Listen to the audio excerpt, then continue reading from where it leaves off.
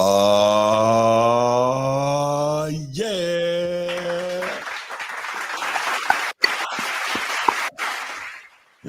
Yes. Welcome in. Welcome back. Welcome back to another episode of the Format Podcast, live Sunday morning edition. And we are here a little bit later than usual.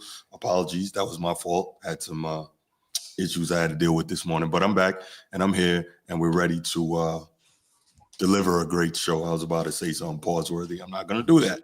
Pause-worthy. Whoa. Right. Whoa. We are here to deliver a great. It's too early. I'm taking my ball and I'm going home. Why? So great sports talk to y'all, man. So here we are. Transformer, what's going on, my brother? How you doing? Man, blessed and highly favored, bro. How about you guys? Yes, indeed. Yeah. What's going on, Sneed? Man, life is good, bro. Here on another episode of the Format Podcast. Let's go, man. Let's go ahead. Steve's he started, bro. King of the chat. It's 8:35 a.m., bro. Here we go. Right. There we go. 2 minutes into the show, 90 seconds into the show. Did you say 8:35? It's 10:35 Oh, over here, bro. gosh. Man, we East Coast. Yeah, for sure. All right, y'all. So let's do this. First, we're gonna go ahead and give a shout out to the channel members. Of course, Coach T with Be Ready Sports. Because in order to be ready, you gotta what? Stay ready. There we go. So make sure y'all stay ready. If you haven't already, go over there to the Be Ready Sports Podcast.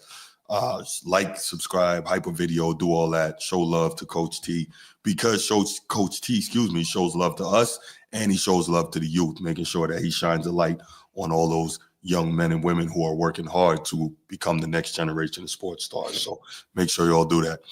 Next up, it's not that serious. What's good? It's not that serious. Appreciate you always showing love to the channel and showing love to what we do here.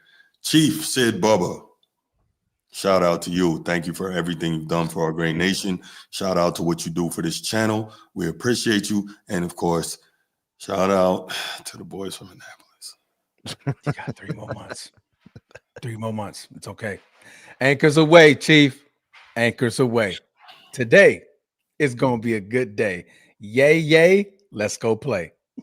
Ready to. All right. There we go.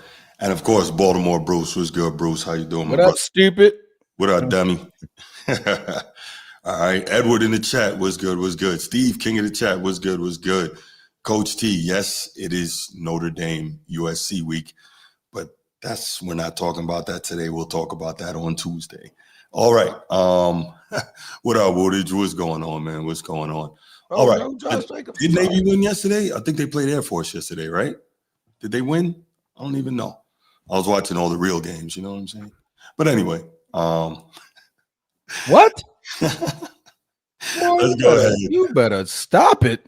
We're going to go ahead, hit the spiel, y'all. We'll be right back, and then we're going to get it popping with some quick hits. If you're watching here on YouTube, make sure you go ahead, click that subscribe, that like, that notification bell. Make sure you're kept up to date whenever we drop new content on the channel. If you want the audio-only version of the podcast, open up your audio podcast platform, hit the search bar, type in The Format Podcast. We should come right up. If you're enjoying the content, make sure you give us a like, leave us a 5-star review, and drop a comment. All that stuff helps us rise in the algorithm, helps us find more sports fans, helps more sports fans find us. Make sure you write it down, put it in your phone, make a note of it. The Format Podcast is live Sunday mornings at 10 a.m. Eastern.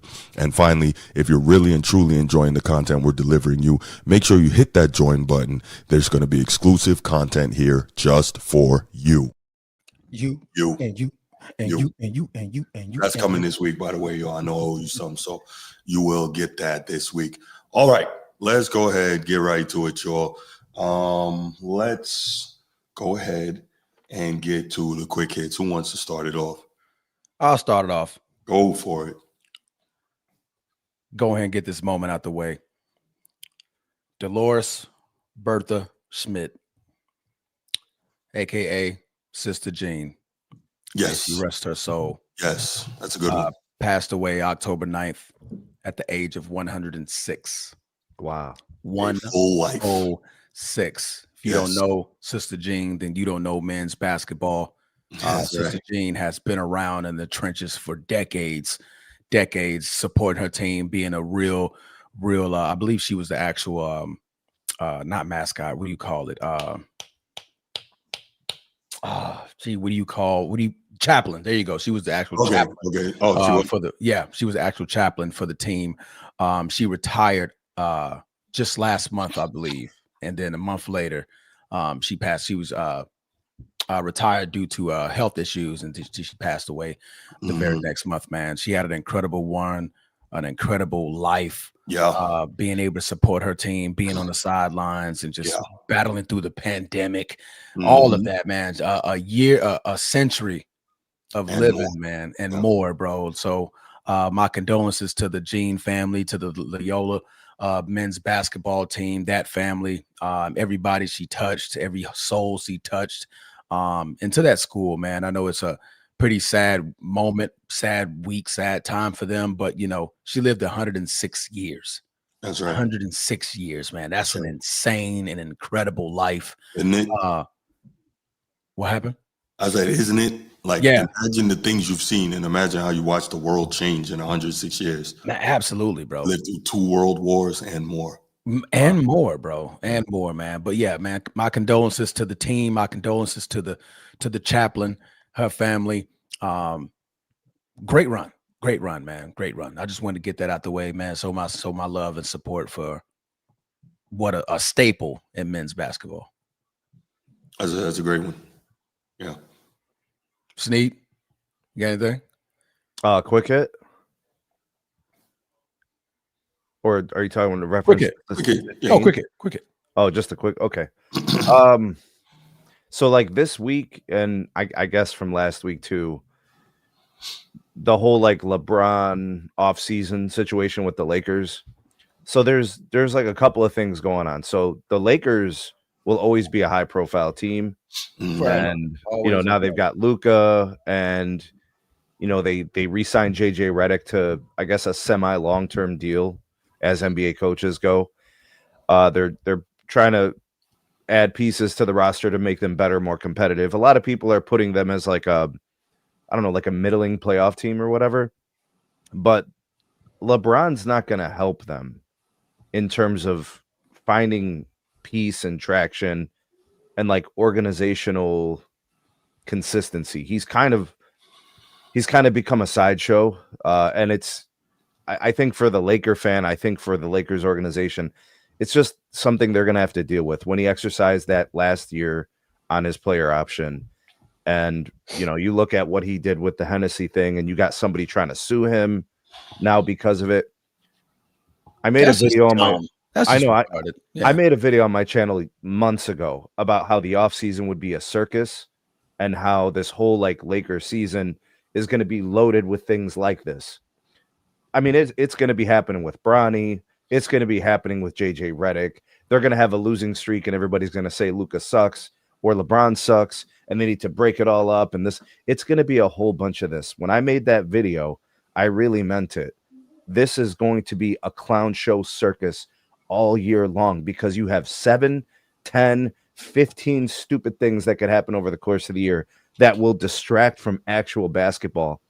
And to the people who will be eating it up and buying all these wolf tickets about all this stupidity, from sciatica to fake injuries to live streams with Twitch streamers, this is par for the course. It's become a sideshow. You must understand, it's not done. It won't be done. This is going to drag on the whole year. So if you're able to sift through the noise and filter out the BS and the stupidity, you might be able to focus on the basketball side. The Lakers might make a nice little run of it at the end if everybody's healthy. But in terms of like basketball, all distractions, tomfoolery, chicanery, and bullshit. I think something's going on with your mic, Sneed. What's going on? You're starting to muffle out. Yeah, that was weird. But you're back now. Try it again. Keep going. Oh, so I'm just saying, like, to anybody who's serious about basketball, to anybody who's like a basketball purist, it's going to be a lot of noise. It's going to be a lot of circus acts. It's going to be a lot of BS. And it's a Laker thing. It's not only a Laker thing. It's a LeBron thing. It's a Luka thing. It's a Bronny thing. It's a JJ thing. They're going to be blaming Luka sometimes, LeBron sometimes. Ayton will be blamed sometimes. Rui Hachimura will be blamed. Like, it will just be blamed for every little thing. The roller coaster ride that is the Lakers is only further complicated by all the stuff you've been seeing in the offseason. It's just more of the same. Nobody should be surprised. Nobody should be offset by it. This is par for the course. Lakers, LeBron, Luka, JJ. This is what I expected. I don't know why people are surprised by the BS they're seeing. As a Laker fan, I didn't care about nothing that you just said. The people that care about what you just said are the ones that care deeply about LeBron. I'll be quite frank. Us Laker fans, we're used to circuses. We're very, very, very used to circuses. Why?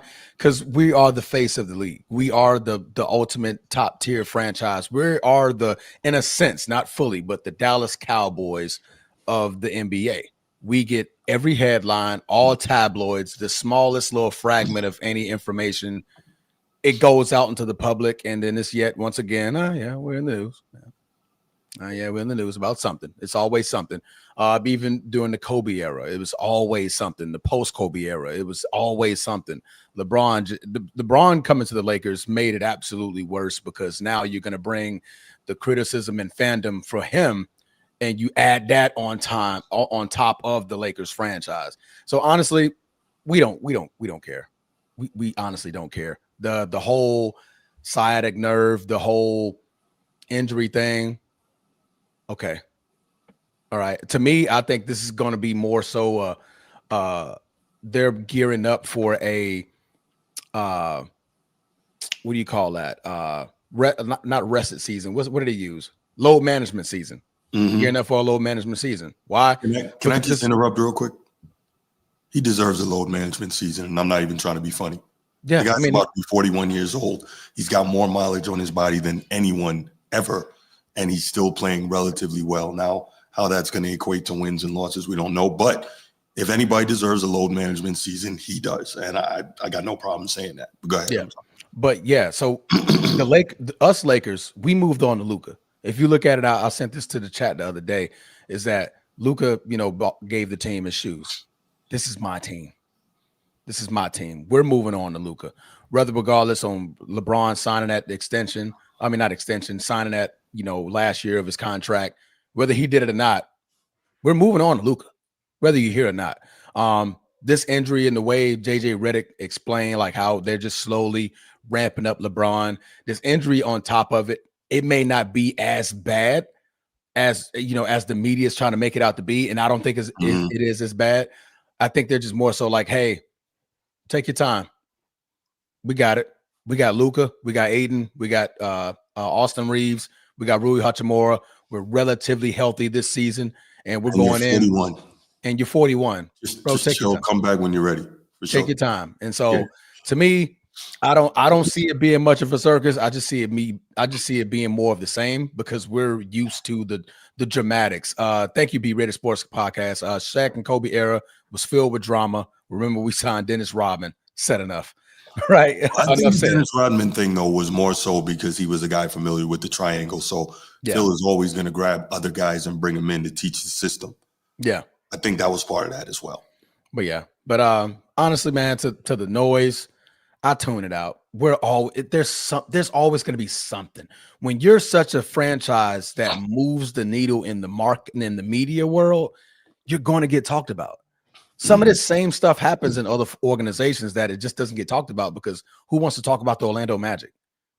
Nobody. I do. Nobody wants to talk I'd about like to talk about their land. I'd like to. Their basketball, yes, Sneed. I agree with you. But their the drama that happens behind them. Nobody knows anything that's going on in Orlando. But I'm pretty sure it's a lot of stuff that's going on in Orlando. It just doesn't get out on the airwaves because nobody wants to talk about Orlando. Right. So that's more so to my point, man. It's the Lakers. On top of that, we got LeBron, the biggest name in basketball, probably one of the biggest names in sports, period. He's going to get talked about, whether it's positive or negative. Us Lakers fans, we're like, okay, Luka. We got Luka. So young disciple, I'm a jealous goofy, but you're the one making alt accounts and troll accounts, and you've been exposed for it. And I'm the goofy. Bro, go get yourself some help, bro. Go get yourself some therapy. Go seek some support. No. I'm the goofy. Sneed, no. You did it wrong. Get help. Stop what it. Jordan said? Stop it. Get some help. help. Get some help. I know your family loves you, bro. They'll help you out. We Get care what too. the Jordan mean. We care too. Yeah, that was wrong. Stop it. Get help. Oh my God! All right, Joe. Next cricket. Let's keep it moving. We are not going to let the other guy hijack the show. We are not going to get LBJ hijack the show. Get help. And the music in the background. Wow, wow, wow. Yo, Sneed is fucking. Can we get a soundboard edition, Bruce, or is it too late for that? We could. Oh, my slots are full. Let me know after the show. I will play something. My slots are full right now.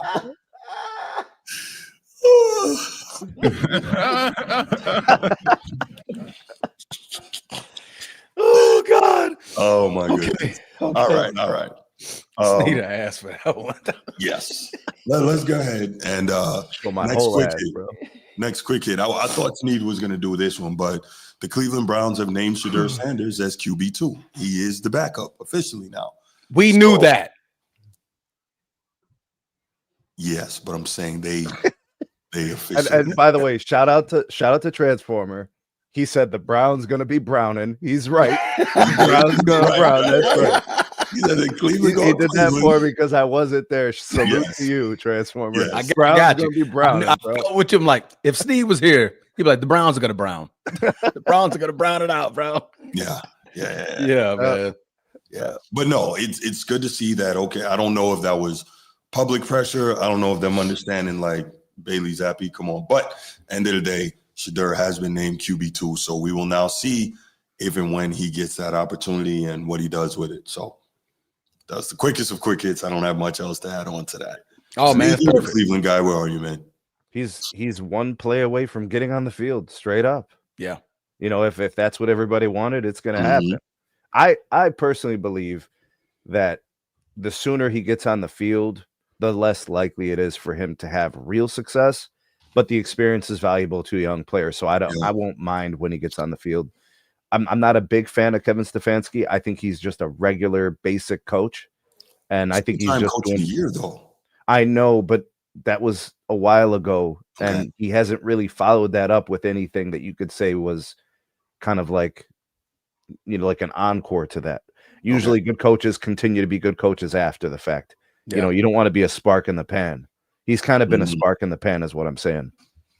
But there's a lot of, I don't know, there's a lot of noise in Cleveland, so it makes life hard on a coach. You know, I don't think we have a great GM, and I don't think we have a great owner. I actually think we have one of the worst owners in the history of the league. So that makes life harder on him. So it's hard for me to evaluate Stefanski holistically. He's done some good things, but recently there hasn't been a lot.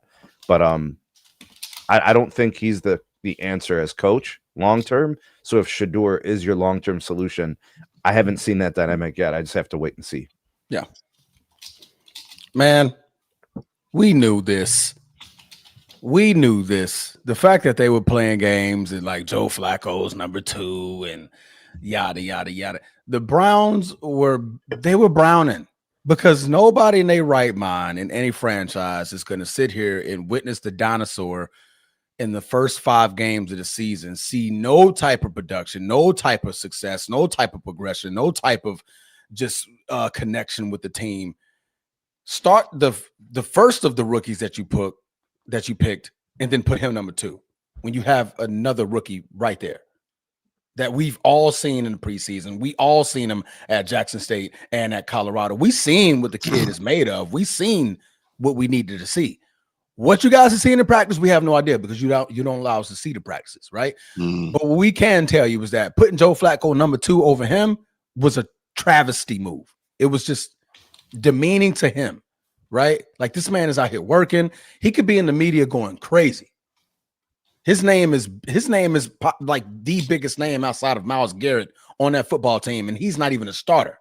Doesn't even play. Right? The man could be making so much noise about what's going on in that franchise, but he's not. He's saying the correct things, saying the right things. Like, hey, salute to Dylan Gabriel. He got the starting job, man. I'm rooting for him. I hope he goes out there and shows out, man. And when it's my time, it's my time. I'm just gonna keep practicing. Since he's been drafted, Transformer. Since he's been drafted, he hasn't done a thing wrong at all. Nothing, bro. He's been a fantastic teammate from what I could tell. He's has not been a distraction. The distraction comes pre-draft, right? It's from a lot of that. He hasn't done anything in the league that you would say he's been a problem to his organization. Yeah. No, correct, man. He's gonna get a shot. Shador, he's gonna get your shot, bro. He will. Gonna get your shot. No doubt. But Dylan Gabriel's playing okay. He's playing. Yeah, he wasn't terrible. All right. Yeah. Last one here for me. Last quick hit before we get to these topics. I thought this was interesting. Arch Manning was not terrible yesterday against what we thought was a very good team. They played, what was Oklahoma yesterday? Number 6? Hold on, Bruce. Hold on a second, bro. He made a couple of throws. I said he made a couple of throws. Was not terrible yesterday. Can we talk about the Texas front line, the defensive line? The defense tore that thing up, boy. Can we talk about that? I mean, the 4-man rush was stalking Oklahoma's QB. That wasn't my quick hit. But all right, go ahead, bro. Go ahead. We're gonna talk about all that. He's You're welcome to join if you like, Sneak. Pump the damn brakes. Hold up. I didn't say. Listen, I'm not out here spitting hyperbole. I said, Arch Manning did not play terribly yesterday against what we thought was a very good team, number 6 OU. Complete 21 of 27, generally very good. But Oklahoma did not allow him to go downfield. 6.1 yards per completion for 106 yards.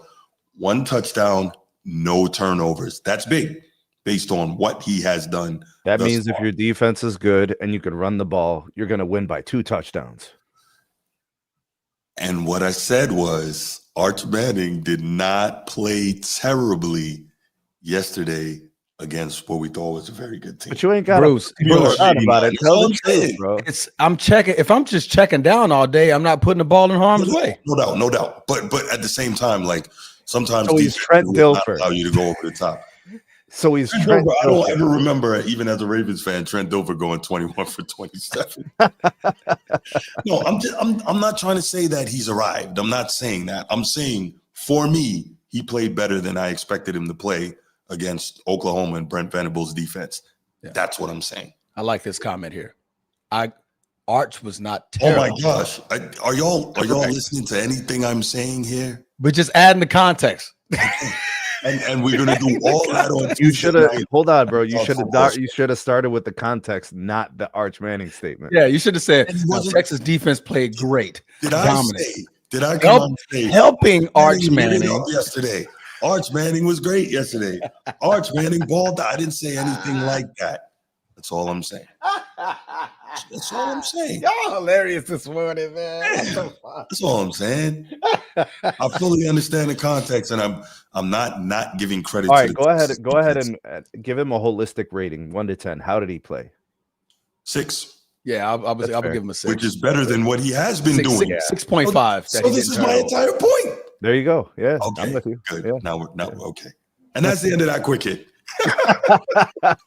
Yo, we got to be nicer to Bruce, man. We ain't right for that one. We're sorry, Bruce. We're sorry. All good, man. All good. Oh man. All right, guys.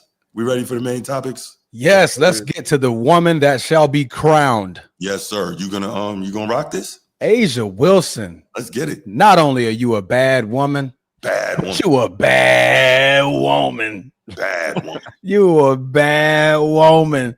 Securing the 3rd championship in 4 seasons, the Las Vegas Aces dominated the Phoenix Mercury in the 97 and 86 victory on Friday night.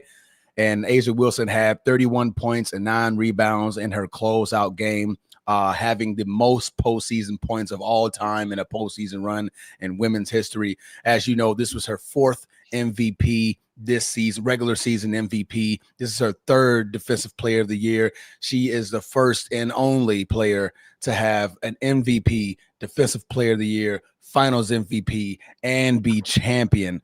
And scoring champion, all in the same season. Yes, sir. Talk about running the table. I ran the table. Asia Wilson gets to say that about her league. And I don't believe a male has even done that yet. Win MVP and defensive player of the year and, run it all the way to the finals. Because, the WNBA is a product of the NBA. So I can make that type of reference, Bruce, because they are hand in hand. They are brother and sister. I can talk about the family. Without having to compare her to men. Just saying a man has not done that in then the why NBA. bring up, if you're not comparing it to men, why even bring up men? See, this is because I can talk about the NBA, the WNBA. NBA is in the name. NBA is in the name. It goes sideways instead of just it's putting not her going on sideways. the pedestal where she deserves to be as the greatest women's basketball player of all time. Yes, I'm saying that. Anybody who disagrees, that's on you. Yeah, that's definitely on you. I think it's inarguable at this point, and it's crazy because she's still got a long time to play. She's 29. I think she's 29 years old. Yeah, I think she got a she's long 28, time to 28, play. 29. But I think no, let me just get this out of the way. Why I don't like even bringing up men in the discussion is not because I have an issue with women hooping or women's greatness. My issue is the following. You have some guys who are disrespectful to women's basketball players, and they, because they watch it through the lens of men's basketball, right? And women's basketball fans, women's basketball media, etc. What do they always tell you? Stop comparing us to the men. It's a different game. Why are you bringing up the men? So you cannot, not you, but on one hand, the people who are repping for women's basketball cannot on one hand say, stop comparing us to the men. Then when you got Asia doing incredible, never before seen, GOAT-worthy, historical, incredible, phenomenal things. And I'm not being facetious because I do believe she's all of that and more. Yeah. I can't give her the dues that she deserves for being as great as she is as a basketball player. But people can't say on one hand, well, she's done stuff the men never did and this and that. And I've seen memes comparing her to the great Mr. Russell and this and that. No, you don't get it both ways. Either you want to be compared to the men or you don't. You don't get to only want it when it works for you. I'm not with that. Okay, so Bruce is talking to the people that do that. I'm me. I never make these type of comparisons. However, I will say this is good marketing for the WNBA. Why do I use that NBA reference? Why? Because I have people who watch the NBA watch my sport. So I would like to relate something to something that they know of. I could build a better brand and get the name out even better by introducing the fact that she and Bill Russell have something in common. So guess what? The eyes of the NBA or the NBA fans like, damn, what is Asia Wilson doing that Bill Russell did? Like, let's tune in to Asia Wilson a little bit more. So I can understand that a little bit more on why people would the media would make such a reference, because that's insightful to what NBA. That's also, Bruce, paying homage to another great. Like, hey, other greats that have done this and that have done something like this is a Bill Russell. So now we're bringing Bill Russell back into the limelight. Like, hey, damn, Bill Russell did that. Like, man, let's look at Bill Russell's career. So I'll look at it from a different lens. I'm not looking at it as WNBA versus the NBA. I'm looking at it as that's a paying homage. Like, Bill Russell did this too, right? Other greats in the NBA, like what other greats in the NBA have done what she's doing. That brings more light to me, to the sport, to the women's sport of the WNBA. But I'm not finna just, let that hijack the segment of Asia Wilson's greatness. I'm gonna get right back to her greatness. The Phoenix Mercury, they just couldn't do nothing with her. Nothing. They honestly just couldn't do nothing with her. Nothing. That just, the shot that she made in the game 3, the game winner, the pull up, after being double teamed by a married couple, or soon to be. I believe I think they're engaged. She could say nobody has ever done that in history of sports. I'll give you that one. In the history of sports. I put the game winner in the finals in a couple's eye. Like, you and your wife, bucket, game, blousers. That was perfect. Yes, blousers, right? Yes, Steve. This game bores me. I forget the name, the couple's names, but yeah, they're either engaged or they're married, but they're definitely a couple. Somebody else, but They're definitely a couple, and she put it right in both of their eye. Like, hey, and somebody made a funny reference, like, you know how you lose a game, and as a team, like you go to the locker room and you salt, and you're like, damn, man, like we lost. Mm-hmm. But it ends there. You go home, you consult with others and stuff like that. They got to go home as a couple. They got to go home as a couple and still continuously talk about this game. Like, for sure. Man, she put it in our eye, babe. She put it in our eye. Like, the game was over. Yeah. Right when that shot, it was like, what, 1 second left on the clock? Or something like that. So it's not technically a buzzer beater, but it's a game winner. Yeah. Right. So and it was pretty too. It wasn't no. Yeah. It was pretty. Lefty up over the top, like just straight bucket. Right when they needed it the most to send them to 3-0, and then ultimately she came out and she established dominance in Game 4, just putting up buckets early, literally saying like, "Hey, I'm putting you guys away. I'm gonna put you guys away. We're gonna end this in a sweep, and we're already preparing for the parade by halftime." So, man, salute to A'ja Wilson. Salute to the Las Vegas Aces, their third championship in 4 seasons, man. And during this decade, and this is just a comparison across all sports because there's no sport involved, she's one of 4 teams. The Aces are one of 4 teams in history since the 2000s to have 3 championships in 4 years, one being the Golden State Warriors for 2015, 2017, 2018, the New England Patriots 2002, 2004, 2005, and of course my Lakers 2000, 2001, and 2002. So, boop. Lakers, my bad. Lakers, are you familiar? You never seen this guy did it. You see that guy? Dodgers. The Dodgers have that in their logo. They do. That's right. Mm-hmm. The Dodgers do have that in their logo. Still commentary, Sneed. Yes. Sneed, man, what do you think about A'ja Wilson and what she's been able to accomplish, man? I mean, I don't really. I mean, it's fun to do the comparisons to other players and to go into other sports. I mean, I look at the NBA and WNBA as different sports. I don't look at them as the same thing. So what's happening in the WNBA is unique and different than anything that's going on in the NBA. Yeah. Agreed. All right. Now, specifically to A'ja Wilson, she was drafted in 2018. It's 2025. We're literally talking about the first third of her career. This is the end of her first third. In all likelihood, right? This is clearly the first half of her career.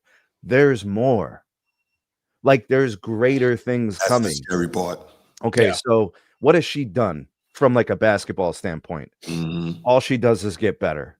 Her free throw percentage gets better. Her field goal percentage gets better. Her point scoring averages get better.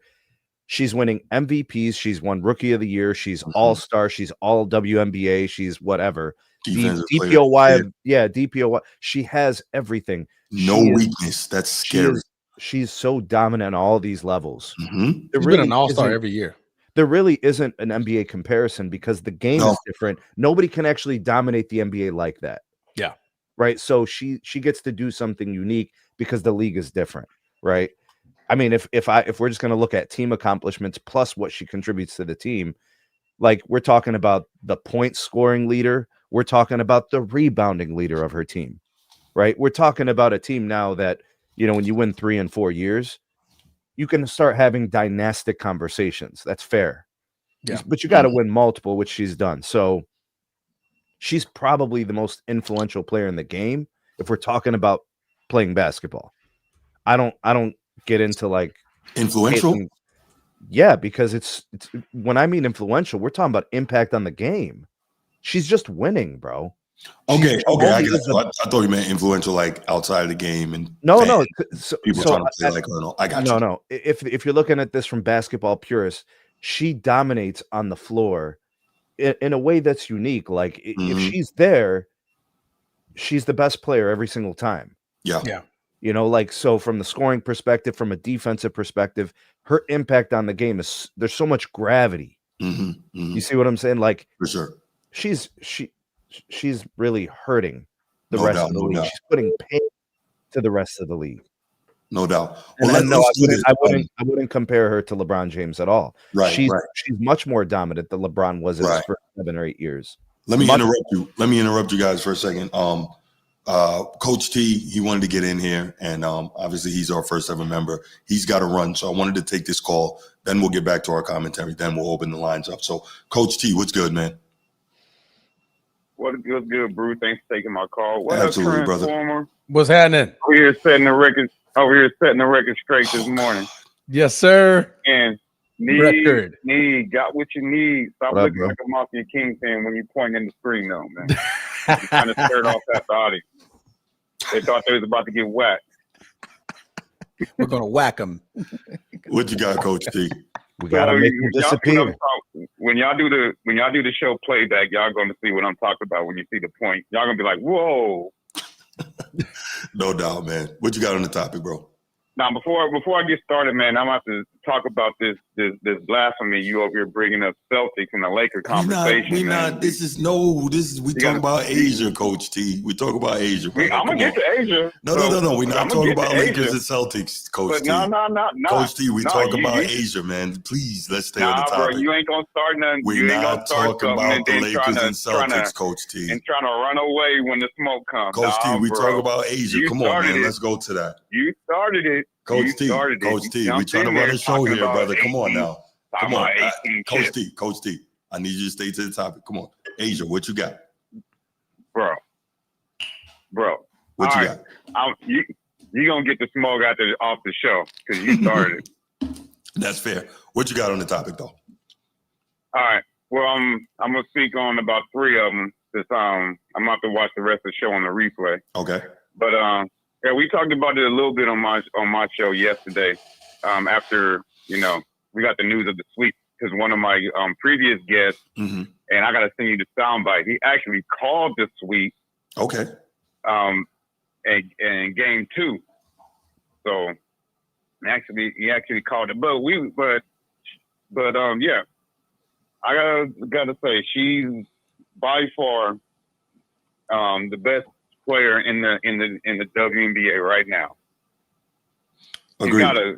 She's gotta be. And if anybody says otherwise, I don't think they're being. You mean history? Being realistic. History? No, right now. Oh, okay. Well, I mean, clearly, right now, I think in history. Ever. Yeah. Period. Yeah, best in history. Yeah. But go ahead to your point. It's hard to say that in the WNBA because there's been some greats that never played in the WNBA because they weren't around. Right. So that's and then women's side, that's an argument that it's hard to have. Correct. It's not wrong. Clutch.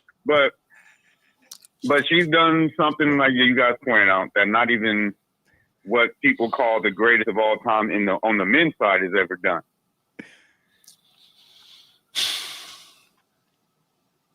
What was the question? I'm sorry, I missed it. Is that a question? No, he was reiterating what you said about. I was just saying the statement that Bruce didn't want us to say. Yeah. Because she done something that not even Michael Jordan has done. Yeah. Jordan was close. She did those arguments and won the title that year. Yeah. So you gotta give respect to that. When did I not give respect to what she did? I didn't. But you kind of like cut it. You kind of cut it short by saying, why are we comparing? I'm just saying you got to give. I'm just saying you got to give. You got to give respect to that. And let's see, you talking about Harbaugh done? I'm thinking you talking about your coach. Yeah. Of course. I don't know. I don't know that y'all situation. I think you and Gino need to have that conversation and run your own segment on if Harbaugh's done. I really don't care because I'm not a Ravens fan. Darton Scatterboo, I gotta say that maybe we were too quick to throw the Giants under the bus. I don't know. Maybe if this was their plan, then they're geniuses. If this was accidental, then it's just called accidental success. But if this was their plan to move on from Saquon and Daniel Jones and plan to get Jackson Dart and Scatterboo there, I gotta say that was their geniuses and for putting that together. But because they're doing, I know it's only been a few games, but they're looking real good, and they look like a totally different team on those 2-game winning streaks. Got you. That's all I got to say. Y'all can tell me that I'm crazy after I get off. You know, I just want to get the call in before I run out. All right, So man. Appreciate having you, bro. No doubt, man. Thank you for the support. Thank you for the call, brother. Transformer, man. Yeah. I know we'd have had our times when we didn't see eye to eye, but keep my fellow brother on there on the straight and narrow, man. keep him non-biased. Yes, sir. Yes, sir. I think because he sees that I'm wearing green, but it's not the right green that he wants. It's the perfect green. You're getting closer, though. You're getting closer. There's three things that, look, what I've learned, Transformer, you say any one of these three things, Bruce goes off. Well, 4. We're not. You say anything about Nikola Jokic. We're not doing this. LeBron James, the Lakers, and USC. He goes berserk. I don't go berserk. I'm a truth teller. But we're not gonna. All right, I'm not gonna let you hijack the segment. Right. That could have gone all kind of ways, man. All right, let you hijack the segment. All right, Coach T. I appreciate you, brother. Appreciate you, Coach T. All right, Edward. Just so you know, basically the topic we're just talking about A'ja Wilson's greatness and whether or not she's the GOAT. And I think I don't know if I heard Sneed respond to it. I think we're in agreement. Are we in agreement here, Sneed? Do you believe A'ja Wilson has kind of cemented her GOAT case? I believe she has already, which is scary. I mean, I'm okay with the conversations. Nothing's cemented until the career is over, but okay. I mean, we're literally talking about someone who's getting better every day. Yeah. Right. So like, I like basketball conversations. Mm-hmm. She's getting better every season. To even propose the concept that she's done, like this is peak, it's actually wrong. You have no reason to believe this is it. We have reason to believe her best seasons are still in front of her. Yeah. So go ahead, start having those conversations. I'm good with it. Mm-hmm. I'll entertain it. Yeah, no doubt. I mean, because the thing is, you're looking at the fact that she's not only a multiple-time champion. I mean, you look at your Maya Moores, your Diana Taurasi's, all of those championships. Yes, they're multiple-time champion for women as well. Asia's adding more to the repertoire. She's also the league MVP when she's winning these championships. She's also the defensive player of the year. So not only am I the offensive best player, I'm the defensive best player. Overall, the best player. And I'm leading my team to championships. And I'm sweeping because mid-season, honestly, the Aces were in trouble. They were in trouble mid-season. I didn't bring that up earlier. I was getting to that. Yeah, I'll let you take over, Bruce. But yeah, they were in trouble. Go ahead. She basically put them on her back, and they had a crazy run down the stretch to finish the season, and then obviously run through the playoffs and get the chip. So a couple of things, though, just a couple of small. She's the fastest player to reach 5,000 career points. Scary, right? Yeah. We'll see, inshallah, what Juju can do when she gets there. But she's the first player ever in a WNBA game to record 30-plus points, 20-plus rebounds. So that, again, there's the dominance on both ends. Yeah. Really, giving that effort. The only thing I don't like is that they're pushing this, most points in a single postseason, most points in a single finals run. But what we have to do, got to take into context, this is the first year that there was a 7-game series in the NBA finals. So it's not quite the same. There's been a little more time for her to do these things, right? Because if we remember, I know some of you guys are younger, but going all the way back to the first 4 WNBA championships were won by the Houston Comets. And that was Cheryl Swoops and Cynthia Cooper. And Cynthia Cooper was an absolute dog. Absolutely. But they didn't have that many games, or I'm sure that, she probably would have similar numbers, et cetera. So 4-time champion as well. Yeah. Now this is to take nothing away from A'ja's greatness, because I'll say it again. I believe she's the greatest WNBA player of all time. Yeah. Some might argue Taurasi, don't see it. Some might argue Maya Moore. You got more of an argument there. The thing about Taurasi, Bruce, is she came at a time like her offensive game was so polished at a time where the game hadn't really seen that yet. Right. So I would equate it to like what Pistol Pete Maravich was to the NBA when he came into the NBA, like we hadn't really seen that type of player per se. Every time there's a transcending player, they all of a sudden get this elevation when they're unique and different. So like when Wilt was in the game, when Pistol Pete was when Magic came to the game, it was like this unique thing. Taurasi was an offensive, like I mean a jack of all trades, right? She could get her points no matter what spot on the floor. She had the range. She was offensively very potent. And up until that point, we hadn't really seen a specialist like that. Yeah. I mean, I wouldn't equate anybody to her offensive potency. She was filling up the stat sheet to the very end, bro. Let me interrupt again. Young disciple, bro. You got to chill, man. You said what you said. Sneed said what he said. It's over. Let it go, man.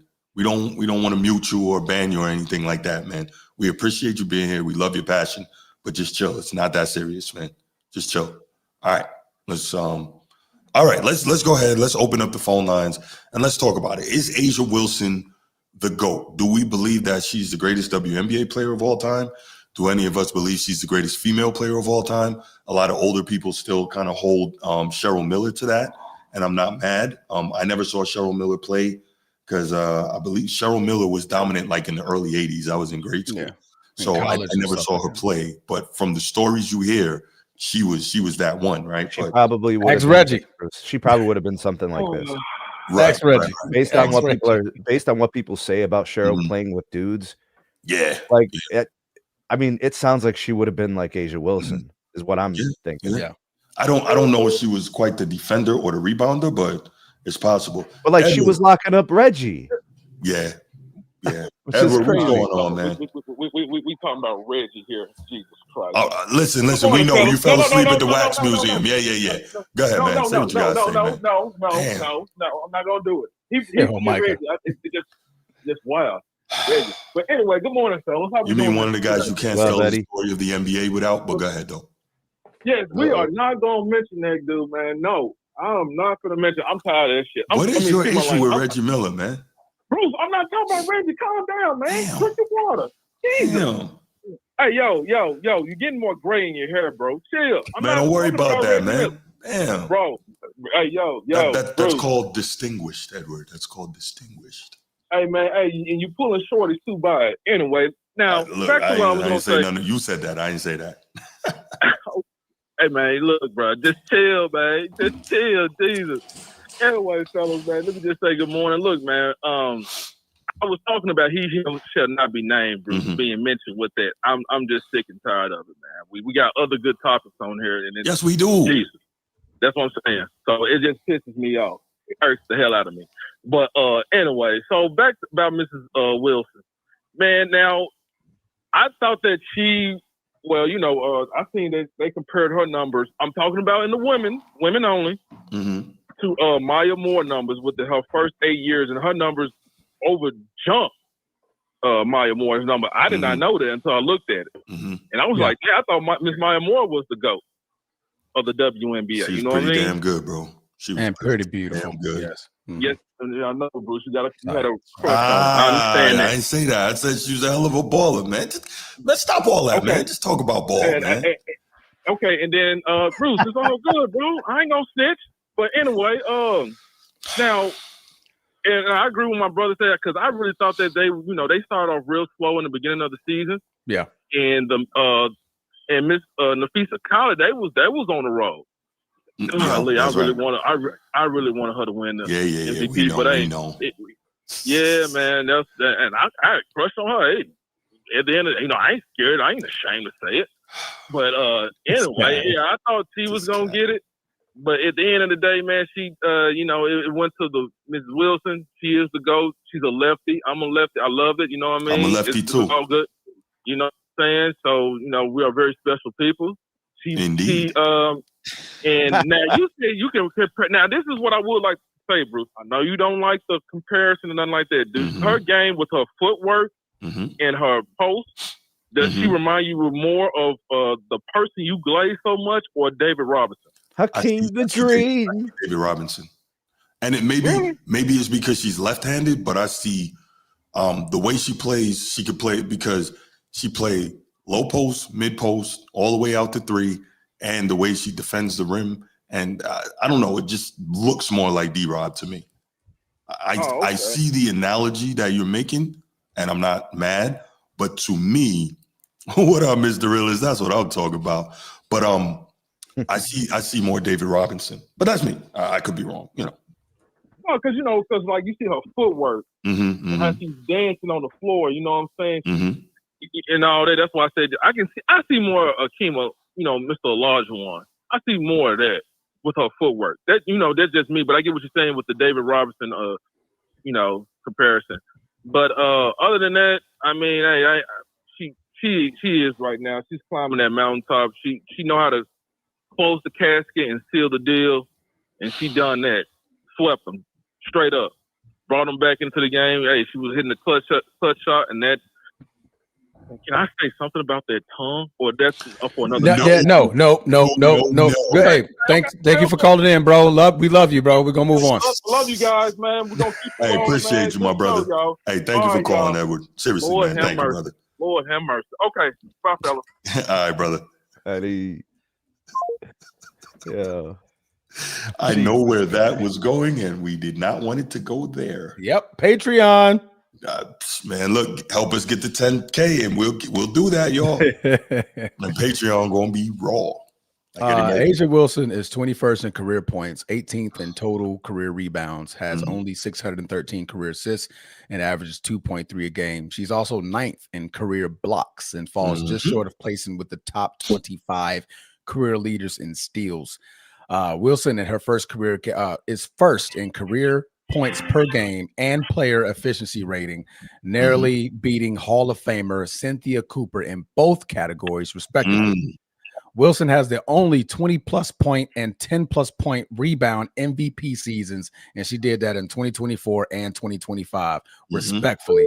She also had the highest scoring career ever in 2024, becoming the first player to amass over 1,000 points in a single season, respectively. I think she averaged like 27 last year.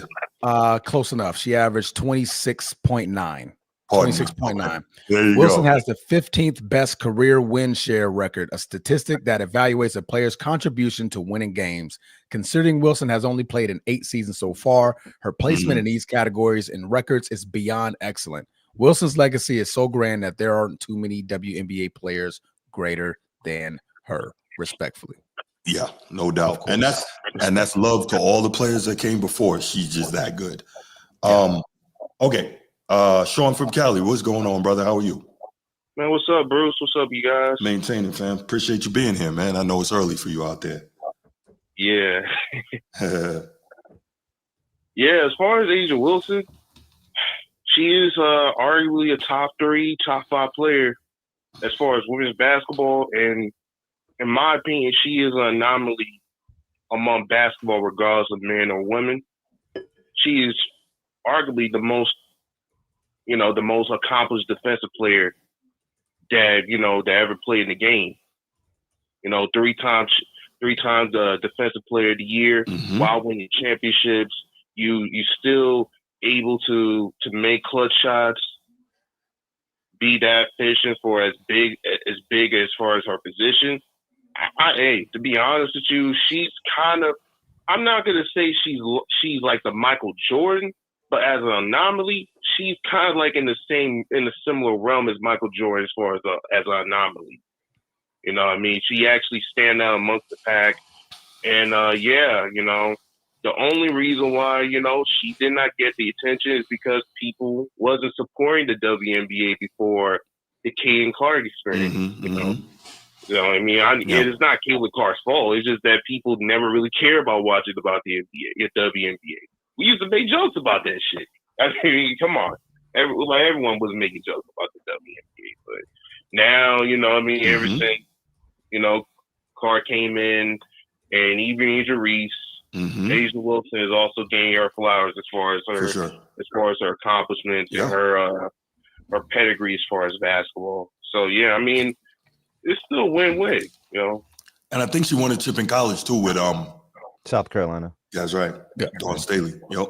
So she's one of Staley's babies. Matter of fact, I think Staley was there last year when they won it. I think she came to that game. Of course. There you go. Okay. Of course. Yeah.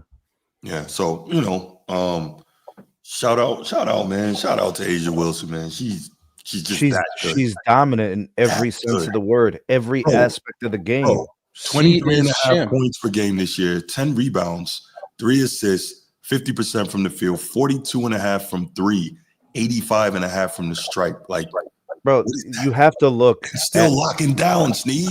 But look at how she came into the league. She came into the league without those things. It just keeps getting better. Yeah, no doubt. Sean, thank you for the call, brother. You got anything else for us, Sean? Salute. About the time that she's 35, she's probably going to win more championships. She's probably going to be in one more, maybe 2 more Defensive Player of the Years. And yeah, I mean, I think she's an anomaly.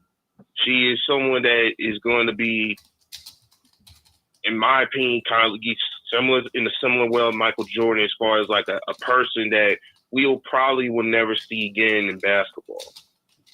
But yeah, that's all I gotta say. Oh man, great point. Awesome. Appreciate you. Shim. She is Shim, or she is her. However you want to put it. Whatever pronoun you want to use. She is her. You should say she is that. She is Shim. Oh man, we gotta take this call from Nino, man. Appreciate you, brother. She is that. All right. She is they. Hey, Micah, you're right. A rare Sean call when he's calm. This is Nino. Correct. What's going on? What's going on, my brother? It's been a minute, man. How you doing? Nino, what up? Hey, I be watching the show, man. Hey, y'all still cooking. I We can't wait to appreciate get to this that, Michael Irvin topic. Yeah, we gotta have some fun with you. It's one thing I've been preaching about. It's finally coming to the light. Yes. Yeah. NFL was holding it together. You starting to see it now. No, you're right, man. You're right. But we'll definitely talk about it, man. But on the agent topic, I take it. But I like what you and Transformer said, both of y'all a while ago. Like, I was like, yeah, you can't defer it to the men. But what Transformer said you can do is like, okay, like they saying, she the Michael Jordan of the WNBA. That'll give you kind of a glimpse. Like, she the Allen Iverson, she the Kobe. Mm-hmm. That'll give you the style of play of the WNBA. Mm-hmm. I said, okay, now that's old.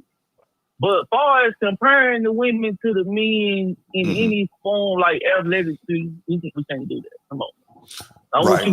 That's not what I was doing. They can talk about me too. Well, no, I'm not saying that's what you were doing, Transformer, but I wanted to make it clear. You know how I get down. I don't believe you can have things both ways. 2 things can be true, yes, but you can't have it both ways when you're trying to manipulate a situation. So I wanted to make sure I put that out there. I understand completely what you were saying. I get it. I was just, showing that. I tell you what he's talking about. He's talking about some of these other women that be talking crazy. So they be talking crazy. And some of these men too, but go ahead. Yeah, but I'm going to say, you gotta. I know we don't really like to do this, but you gotta kind of put the resume in it. Mm-hmm. And if you put the resume in it, I think you gotta call it a GOAT. But the era we in, no offense, fellas, we're gonna stay on topic. I'm just bringing this to the light. The era we in, I believe, is the MJ, kind of the MJ era, where it's still players, but he obviously stand out with the athleticism and the skills. All right, Asia is taller, just as tall as the tall women like the Simmons and stuff. Right. But she extra athletic as a woman, right? She got the move. She don't move like Aaliyah Boston. She don't move like that. That's a center. Aaliyah Boston move like a center. Asia Wilson kind of move like a kind of when she doing her thing. Yeah, absolutely. Absolutely. And D-Bone, right? I'm sorry. Let me interrupt you real quick, Nino. Hang on. Man, let's give a shout out, y'all, to the newest member of the channel. Yes, sir. The king of the chat, my guy. Go Irish, Steve Splendor. Thank you, Steve. We appreciate the love, man. Let's keep it growing, y'all. All right, Nino, go ahead, brother. Go Irish. Yes. Go Irish. Yes. That's another topic. Yes, sir, it is. Yes, sir, it is. But I do believe I can look down the pipe like in high school girls and women's. Now, what you said? all right, now Bruce, I'm from the country. Pause. Did you hear that? This man just said he could look down the pause. All right, go ahead, man. They say city stuff, man. I'm from Mississippi. I never heard Mahmoud say nothing like that, but go ahead. I'm not messing with you, Nino. Right. Hey, man. But we can see that the Caitlin Clark kind of I don't think if you keep up with it, Caitlin Clark is skilled, but she ain't got the athleticism. If you look down the high school and college, you paying attention to some women, it's gonna get real nasty in the WNBA. Yes, it is. Agreed. Because look, Juju is coming, Nino. Juju's coming. Hannah Hidalgo is coming, Nino. They got some women coming to ball, Nino. And Paige Beckers is that dog. Oh! What are we doing today? What are we doing today? I'm about to cry. Man, Sneed just became a member, y'all. Sneed just became a member.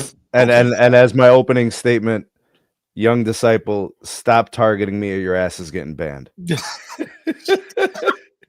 Oh man, bro, ain't nobody's scared of you, bro. You know, go take your Flintstone vitamins. Chill out, bro. We're not doing all that, man. We're not doing all that. His second opening statement is that Kobe is top everything all time.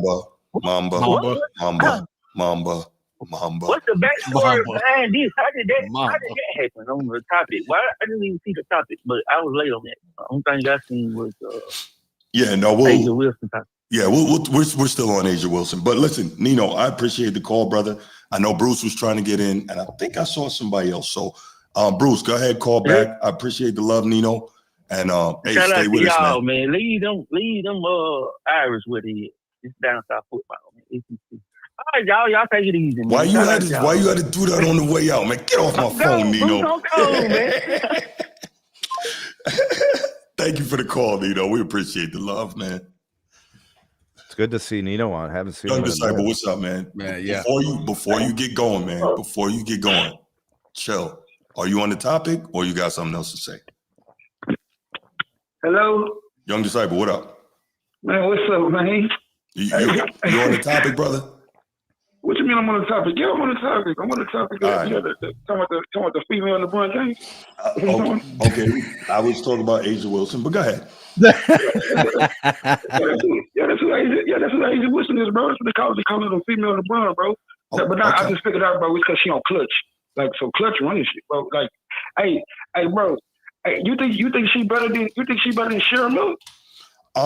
So here's that's hard for me because I never saw Cheryl Miller play. Like when she was killing, I was in like lower grade school. From what I've heard, Cheryl was that animal, but from what I have seen of women's basketball, and that's like I said, since about 96 on, I think she's clearly the best I've seen. I can't say, to be honest. I know you want a better answer from me than that. You're saying from 96 to right now.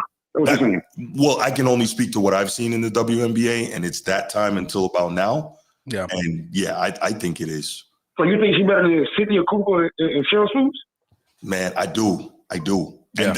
And they were awesome too, no doubt. They were awesome. But I'm just looking at what she's doing like on both ends of the floor is absolutely insane. Yeah. I think that's what separates her from them. It's the defensive player of the years.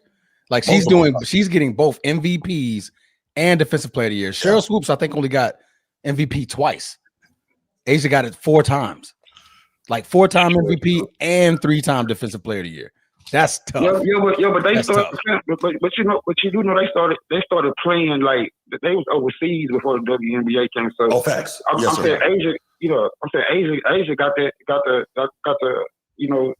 she got to come straight from college and got to go straight in. So I mean, I give it a little bit of I give her a little bit of leeway.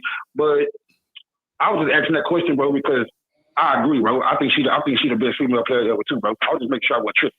Okay, and like I said, I don't want to in any way disrespect Cheryl Miller's greatness. I just can't speak to it because I didn't see it. There's not even that much film But, of what but, you know what I'm saying. So yeah.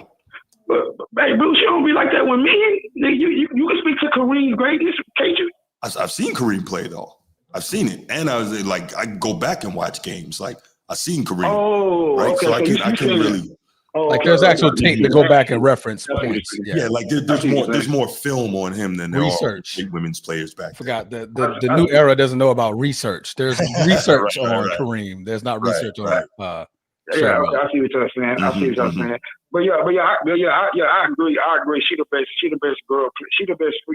Well, is it disrespectful to say girl player? I call her a women's player. Okay, women's player. Yeah, for sure. Yeah. She the best women's player.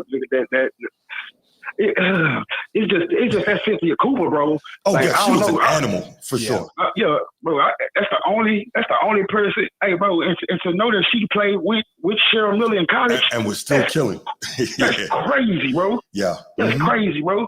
Yeah. Hey, but before I leave, bro, I just want to I just want to see like what, because last time, bro, like I said something in the chat. Oh boy, like he addressed me, and look, I don't care about what nobody say, bro. I'm a grown man, bro. I get to it myself. Like I ain't even worried about all that. But I just don't want grown men, bro. Like I'm saying, like hide behind like y'all and all that. Like I heard what you just said about the say what you said about the band and all that. Bro, all I'm saying is, bro, if you got a problem with me, I'm saying let's debate it out. I'll pay Bruce or I'll pay Transformer, bro. They could be the referees, bro. And for what, bro, I'll show up, bro. Like just to debate you and destroy you, bro. Like right. And what I'm saying is that if you win, I'll come out something. If I win, you come out something. And we can just leave it at that, bro. I'm saying with all due respect, bro, because sitting in the chair that you in, like, and I'm done in like 3 seconds. I'm gone. Sitting in the chair that you in, like to me, bro, it's like you acting like, bro, like you can fuck with me. So what I'm saying is that let's put all the differences to the side, bro, and let's just hack it out, bro. Let's just see who come out on top. I guarantee you, I won't lose one round of you, bro, when it comes to sports. Bro, I don't know what this guy is talking about. He comes into the live chat. Bro, you come into the live chat, you pollute the live chat, and now you want to debate people? Get your shit together, bro. Get your shit together. Bro, what you mean? Bro, can you see my avatar? Bro, can you see my avatar? The hamburger? Bro, it'll show you, bro. I got all my shit together. My money, everything, bro. So what I'm saying is that you come into the live Sean chat. is the hamburger. I want to debate come into the live chat and you want to disrespect you. I don't want nothing. I just want to debate you. I want to show you. You came up here to do what? You came up here to debate me and what? No, not today. All right, fellas. Listen up, fellas. Fellas. Bruce, come on, Bruce. When you do that, bro, it's like I'm saying something wrong, bro. I'm not saying nothing wrong. You're not saying nothing wrong. You're trying to create something that's outside of what we're trying to do. I'm trying to show you don't know nothing about sports. Then leave, bro. If I don't know what I'm talking about, then just leave. What you want me to leave? Leave. If I'm that bad, if I don't know what I'm talking about. Yeah, let's not do that. Hang up the phone. Show you don't know nothing about sports, bro. Then leave, bro. Hey, if you know something about sports, you should just take me up on my If I was that bad, young disciple Sneed. Hold on, fellas. Hold on. See, I can mute you both. There we go. I won't say nothing to you either. This is what we're not. This is what we're not doing, fellas. This is what we're not doing. No, Hold on. Listen to what I'm saying. I won't say nothing else to him, Bruce. I promise I won't say nothing else to him. Young disciple, listen to what I'm saying. You too, Sneed. We do this because we love sports, fellas. Sports is supposed to bring people together. Yeah, we have heated, passionate debates sometimes, but we don't need all that, man. So let's just chill. Let's continue to enjoy the show. I hiding behind a channel talking about band and all that. Like, Bruce, that's why I wish you wouldn't have said that. I wish you would just hit me and just told me to chill out or something like that. Because dudes hide behind stuff like that. Bro, I don't got nothing to hide behind. I'm saying is that I'm just talking about the debate, bro. I ain't talking about nothing else, bro. All right, young disciple, listen. If you want to do that, I'll front the money to make it happen. That's all I'm saying. Listen, you and I'm going to call you. You and I are going to talk offline, all right? I'm going to call you. I'm going to call you later, all right? Okay. All right. Appreciate you, brother. Yeah. Passionate as always. Passionate. Sports will do that. All right, y'all. Man, you hear this passion? Hold on, I'm about to make my argument right here, Bruce. Here I am. I'm about to put my foot down. Look here. I want this same passion for the NFL. I want this same passion when we're doing our pick'ems. I want this same passion when we're doing the NFL rundown. I want the same passion when we talk football. Y'all know I gotta get my itch. Facts. My itch. Facts. I need this same passion in the NFL. Bring this love, bring this heat, bring this debate show, bring this topic. I don't care about LeBron and my Lakers. I don't care about the Boston Celtics. I want to talk NFL. NFL. We got like plenty this. of time. Right. Like this. Good shot. Yes. Good stuff, y'all. Good stuff. All right, I'm done.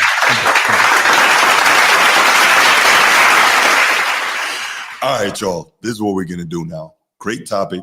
I didn't expect that to get that live, but that's all good. Let's go to the next topic. And I know I'm going to hear from my guy, Baltimore Bruce, on this one. By the way, Bruce, that was I don't know if I put it up there when you put that Coop is your GOAT. I totally respect that take too. Yeah, no, Coop. Totally. 4-time champion, 2-time MVP, 4-time finals MVP. Yeah. And she used to kill him though. She used to kill him. Because I always thought like that Cheryl Swoops was the better player. But we saw it when they played together. It was Coop was the leader, man. So shout out to Bruce for that. I'm not even mad at that take. All right, let's do it. Let's go to the next one. Oh man, it's gonna be a quick segment. Quick segment. Yep. Moving right along to the next. Topic. Yep. That was more of a question. Yep. All right. Oh man. Sneed. Yeah. Sneed. Agreed. All right. We're moving on. Right. Dr. Scatterbo. Yeah, for real. John Harbaugh, man, 18 years as the head coach of the I was about to say Los Angeles. I don't know why. I'm thinking of the other Harbaugh. 18 years. No, that's not why. Oh. The 18 years head coach of the Baltimore Ravens, Super Bowl champion. A lot of coaches never got that, so shout out. The Hall of Fame coaches never got that. Marv Levy, 4 times he went, never got it done. But he won a championship, helped in the development of Lamar Jackson into one of the greatest players we've ever seen, and just overall had a pretty strong tenure with the Ravens. But last couple of years, it's not happening. And personally, I think it's about time. New voice, maybe new system. And look, here's the funny thing about that to me, though, right? If Jim Harbaugh gets fired, you know where he's going to end up? He's going to be on his brother's staff next year with the Chargers. He's going to be the assistant head coach. Bet. The Harbaughs? The Harbaugh Bowl? Harbaughs. Yeah, man. Yeah, he's going to be on he's going to be on his brother's staff next year. So we're looking at it. The Ravens are quickly falling apart. Now we're hearing rumors that they may trade Derrick Henry before the trade. I don't like. You're struggling, so you just want to give up. That's an actual rumor? I saw that. Yeah, I didn't send that to you. I thought I did. No, I probably I read an article about it the other day. Wow. I was like, what? Crazy. Wow. So, yeah, John Harbaugh has been struggling as of late, and I don't know. I guess we're all on the same page that he should be gone after this season because, again, I think it's time. So I know that Baltimore Bruce had said that he felt like Rex Ryan would be a very viable candidate to take over the job, right? What is it with Steve and he does not like this. He hates Derrick Henry. But anyway, excuse me. I know that Baltimore Bruce had said that he sees Rex Ryan as a very viable candidate, as do I. Yeah. But upon further examination, and I don't know if Bruce brought this name up, Brian Flores, bro. I did. That was you. I brought that name up. Thank you, son. That was me that brought that name up. Thank you. Man, I think that'd be vicious transformer. I like it. I mean, right now he's defensive coordinator, Minnesota Vikings, and obviously you see what great of a job he's done. Everywhere he's went, he's done a great job. Had that stint at head coach in Miami. It's just right now Miami is just a toxic land, and I don't think that was a great showing for him to show his prowess as a defensive-minded head coach. Right. But if you take Brian Flores' defensive mind and you keep the offensive coordinator in Chad Munkin and put that together, I'm pretty positive you're going to get a better turnout than you did in Miami, right? Tua Tagovailoa was his quarterback. I think Ryan Tannehill was his quarterback for a little bit of time when he was in Miami. Those are not suitable quarterbacks. Give Brian Flores the MVP. Give Brian Flores this run game. Then make Brian Flores literally don't go in there and do the Deion Clean that Sanders. defense up. Look at everybody in the defensive team on the defensive squad. Like, hey, half y'all not even gonna be here by the time we get things rolling. So if you want to get traded, let me know now. Let me know now, because I'm kicking half y'all out and I'm bringing some real bros in. We're about to change this defensive scheme. We're about to get back to defensive football, because I say this all the time. When you hear Ravens, when you hear Steelers, when you hear Browns, when you hear those teams' names, the first thing you're thinking about is defense. And the last year and a half, 2 years, it's been Lamar Jackson in the offense, right? That's not Ravens football. Now, that's kudos to what great of a job that Lamar Jackson is doing. I'm not shading him in any direction, any capacity, right? At this point. But right now, the Ravens are setting records. They're setting records in a bad way when it comes to their defense. Yeah, and that's not what Ravens football is about. No, it's not. That's not what it's about. So absolutely. I think Brian Flores will be a great head coach candidate. And then to think about that, Rex Ryan is what, 61, 62? Around there. The NFL isn't hiring older head coaches. They're going young. They seem to want to go to the young guys now. Yeah. They're going young. So this fits the mold of Brian Flores. I believe he's probably early 40s or something like that. Yeah. So that fits a lot right along the schedule of being able to gain chemistry with today's player. Because these players, one, they're getting paid a lot of money. So they need somebody a little bit more relatable, but also stern. And that's Brian Flores to me. Rex Ryan, I think he's going to come off to, what was that? The old Giants head coach. The one in the Super Bowl against Tom. What was the head coach? Tom Coughlin. Tom Coughlin, it was too strong. And we saw that when he came to Jacksonville. He was just too stern. Like today's players, they don't accept that that extra old school stern type of feeling. I don't think Rex Ryan is quite like that. He's widely regarded as a player's coach, just like his dad was. But I think like sometimes listening to his interviews, it's like I think like they sense that sternness too much. I think so. I think he'll be a great college coach, because like college students, you can kind of do that a little bit more too, right? Yeah. NFL, they're like, bro, we get paid more than you. What are you doing? Like, stop. Don't talk to me sideways like that, right? Brian Flores, I think he's a good mix of he's stern and he's more down to the players and be like, hey, yo, look, this is what we want you to do defense. I believe in you, but I need you to get out there and I need you to bust your ass for this defense. I need you to go out there and give me the ball. And I think that's just going to be the difference. But like I said, younger coach, younger guy, very, very familiar with the NFL now. Rex Ryan, he's been out of a job for 4 years, 5 years now. He's been out of the league for quite some time. So you kind of add that aspect in there. I think that he'll be a great head coach candidate. If your local school needs a janitor, Rex Ryan. And he lost that weight too, man. So hey, Rex is out there moving. You need a new roof, Rex Ryan will do it. There you go. Sneed, man. What are your thoughts on Brian Flores as possibly a replacement for John Harbaugh? Because I think it's fair to say he's probably done. He just can't inspire the team anymore. They don't even compete. Yeah, I agree. I definitely see that. I don't see a competitive team. I don't see a team that could win a quarter, let alone a half, let alone a game. It's been nothing but problems since week one, actually, right? So I'm with you. I think the team's gone. I think the culture of the team has been completely compromised due to the losing, due to the lack of accountability. I mean, the people who should be loud aren't, and the people that have some kind of like a vocal presence aren't really resonating within the organization. And nobody really knows what's going on, like in terms of things getting turned around in the middle of the season. Nobody has answers.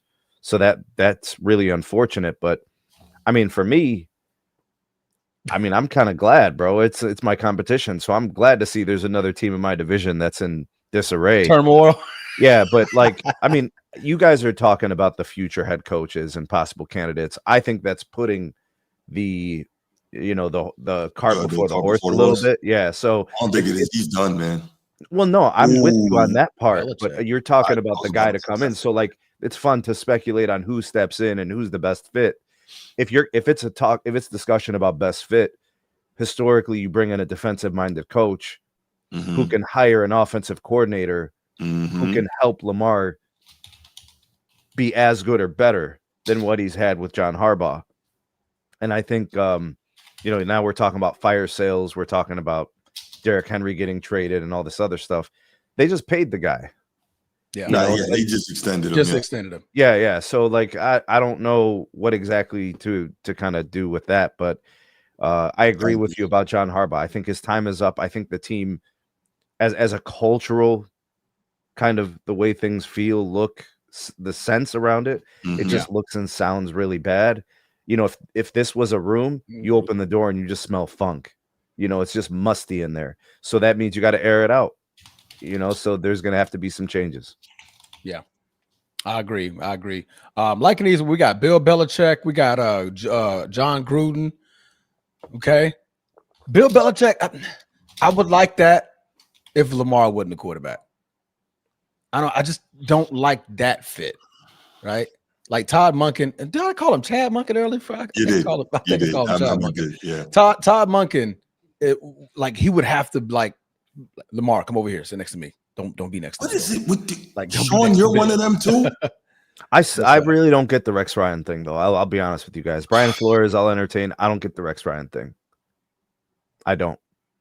He's been out of work a long time. He hasn't coached anything. He's been an analyst. I don't get it, bro. I get that's what you want, Bruce. I just don't get the fit. I don't get the timing. The timing. He's familiar with the organization. So what? He clearly knows defense. So what? He's been an analyst. He's been on these shows. He hasn't been coaching. So, right, but do you think he forgot defense? But nobody's checking for him. Why would the Ravens all of a sudden be checking for him? Yeah, I would use him more as a DC. I think before I do head coach. He could fix what ails them. That's why. What proof of that exists? He's been out of the game for 8 years. Ooh. Yeah, it's been a minute. So you're taking a chance. Can we agree there?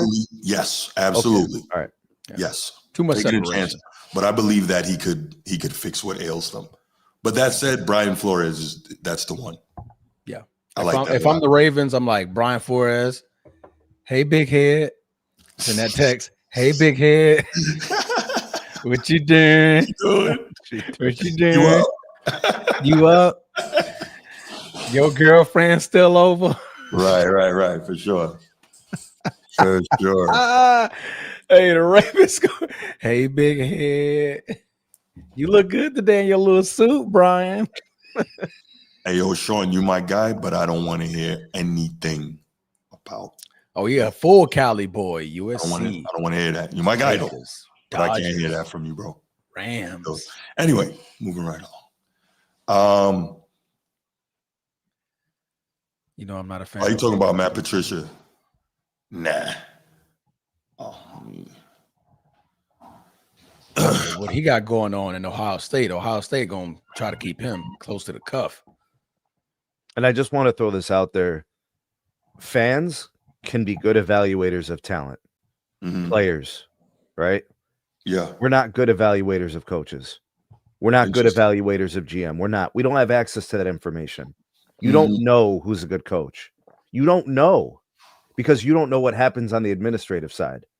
You don't know what goes on between the GM. Those conversations happen behind closed doors. We watch players play on the field. Yeah. We have proof and evidence of what they could do. We don't know what's going on with coaches or GMs or owners. It's all behind closed doors. The only things we know are when teams win championships, we give credit to those that did the drafting, to those that did the scouting, and to the owners who don't talk, like opposite of Jerry Jones, right? So that's what we see. There's too much that goes on with coaches that we don't know. It's hard to evaluate that.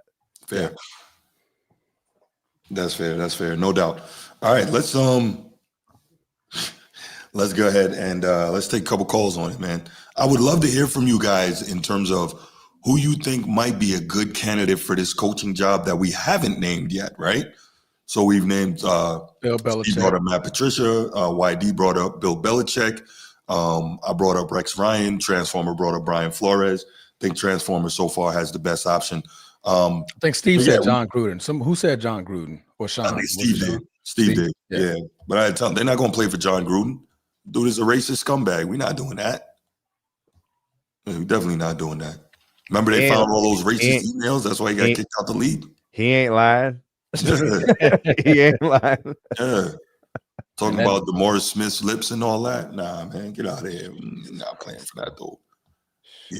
I'll put the emails. Bro, it's proof that there's some low-quality people in some high positions. For real. It's been that way. Yeah. Unfortunately, it's been that way. Right. Yeah, but yeah, I would love to hear from anybody who has an idea as to who another viable candidate for that head coaching job might be. Think outside the box, y'all. If you don't want to put it in, pause. Whoa. If you don't logging off. No, I was gonna say put it in the chat. And my mug. I see nothing. I hear nothing. If you don't want to. Oh my God. I'm out. If you don't want to call in, put it in the chat. I got all messed up. Discombobulated. What up, Bruce? Good morning. Every day is a gloomy day in Baltimore. That's a sign of what things to come at 1 o'clock. Man, it's been gloomy the last couple of days here. It's nice out there right now, though. What you got, my brother?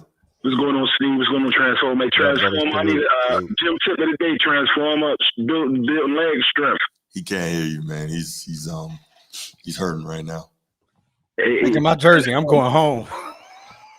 Transformer. What's up, bro? Jim tip of the day, man. Leg strength, man. Get these legs strong, man. What's up? Give me something real quick. Oh, gym tip for leg strength. Mini bands is not for women and building booties. Mini bands is for stability and foundational work. Mini band work will help the Twitch 2, the Fiber 2 muscles get involved over your Fiber 1 muscles, right? So if you're building leg strength and you're having a bad time squatting, you're having an uncomfortable position with like leg press and things like that, try mini band work to help those Fiber 2 muscles get engaged, learning about hip flexors and things like that, and activating other parts of your legs that you may not be activating on a daily basis to help you grow the foundation in your legs. It's not always about the heavy loads and squatting and leg pressing and leg extensions and stuff like that.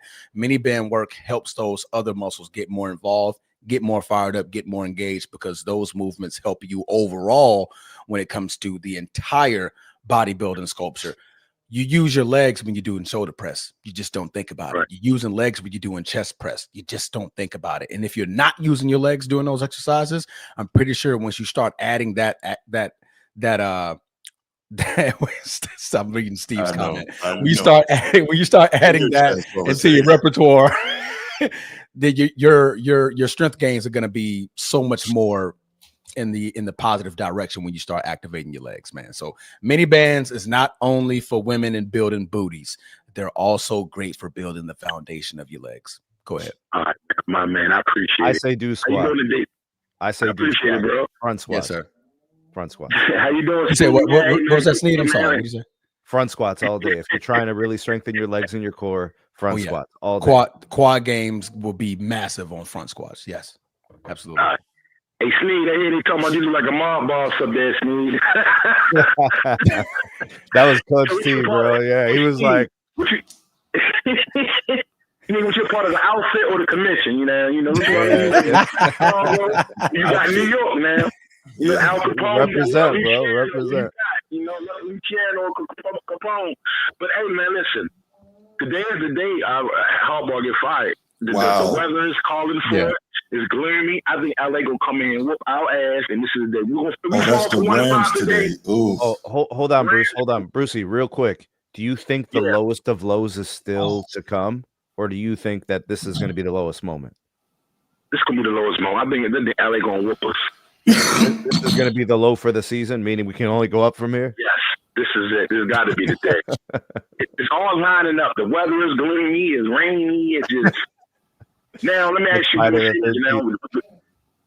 Now, let me say this. Now, if they come out and play expire and play hard and competitive, maybe they might buy them another week or two. Correct. Yeah. Correct. It was like they lost last week.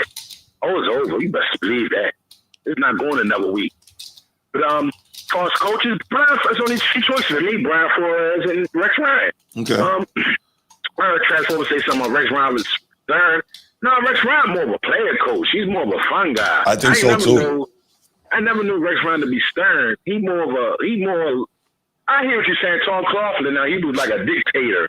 Yeah. Rex Ryan not more. I don't think Rex Ryan a dictator type. Well, look. I think Brian Flores is more of a dictator than Rex. But you maybe, I don't know, maybe. He be going off every morning, don't get up. But you're right. Yeah, that's what worries me. But go ahead. I'm sorry, Bruce. Go ahead. No, my bad, man. Bruce, check this out though. Yes. Like I hear what you're saying when you say Tom Coughlin is a dictator. I'm not saying you're wrong, but hear me out. He won 2 titles being that way. Yeah. Like so, I mean, but those are like to my point, Bruce. Those guys, they were more. They grew up in that mindset. They grew up with that type of culture, right? Yeah. These guys nowadays, they're all younger. They're all younger. It's like these guys, the younger coaches, not like the Mike McDaniels, but they can gravitate a little bit more towards today's society and how these kids are understanding by the time they step into this game. No, Rex Ryan, the way Rex Ryan be talking on these shows now, I'm pretty sure that turns a lot of these players off. They like, well, I want him as my coach. That might be talking for TV though. That might be for TV, and I'm not saying it is or it isn't. But my perception is my perception, right? Touche. So that's my yeah. But you know, Tom Coughlin also had a great front four. I always noticed teams that had great front fours always win chips. Now you know when they front four play well, that front four is essential. Your front four is essential in winning championship because you ain't got to blitz. You drop people in coverage. If you can get home with 4, or sometimes even 3. If you get home with 3, boy, everybody's in trouble. Before I was like, John Harbaugh, my time is up. He's been in, how long has he been? His time is just up, bro. It's just the writing's on the wall. Everybody calling for his head in Baltimore. You know how we is. We all calling for his head. Everyone. At the same time, it's scheme. Players not playing inspired. Listen, let me get off because I know time is ticking. He let the inmates run inside him a little too much. He give the players too much freedom on that team. Yeah. You're hearing the whispers. From a reliable source. The Ravens, it's cool to let players be who they are. Right. But certain stuff shouldn't go down. But I'm gonna say before I get off, I know everybody. I was fussing with somebody on the Raven page yesterday. I truly believe Lamar quit on us, but that's another story. I'm not even gonna get into it. We'd be here all day talking about that. But I don't believe that one. You don't believe that, Bruce? I don't, man. I just think that the hamstring is sensitive, bro. I mean, if he felt something, then it's perfect to sit him down because listen, if you go back and look at that KC game before that session before he went down, he was perfectly fine. I think it's more of he was on the line, he was on the bench moping. Nobody was treating him for the hamstring. He wasn't in the back. You see what I'm saying? There wasn't no doctors over there. He was treated because they had it wrapped up. They wrapped him up. Okay. They wrapped him up on the sideline. He had ice and everything. Severity of the hamstring. Listen, what is the severity? So if it's a light tweak, if you try to play on it, it'll get worse. If you go out there too hard, that's what it basically is. So soft tissue muscles, especially your hamstrings. If you pull or you pop your hamstring, you're not going to be feeling the same for the rest of the season because your hamstring takes like months to heal up.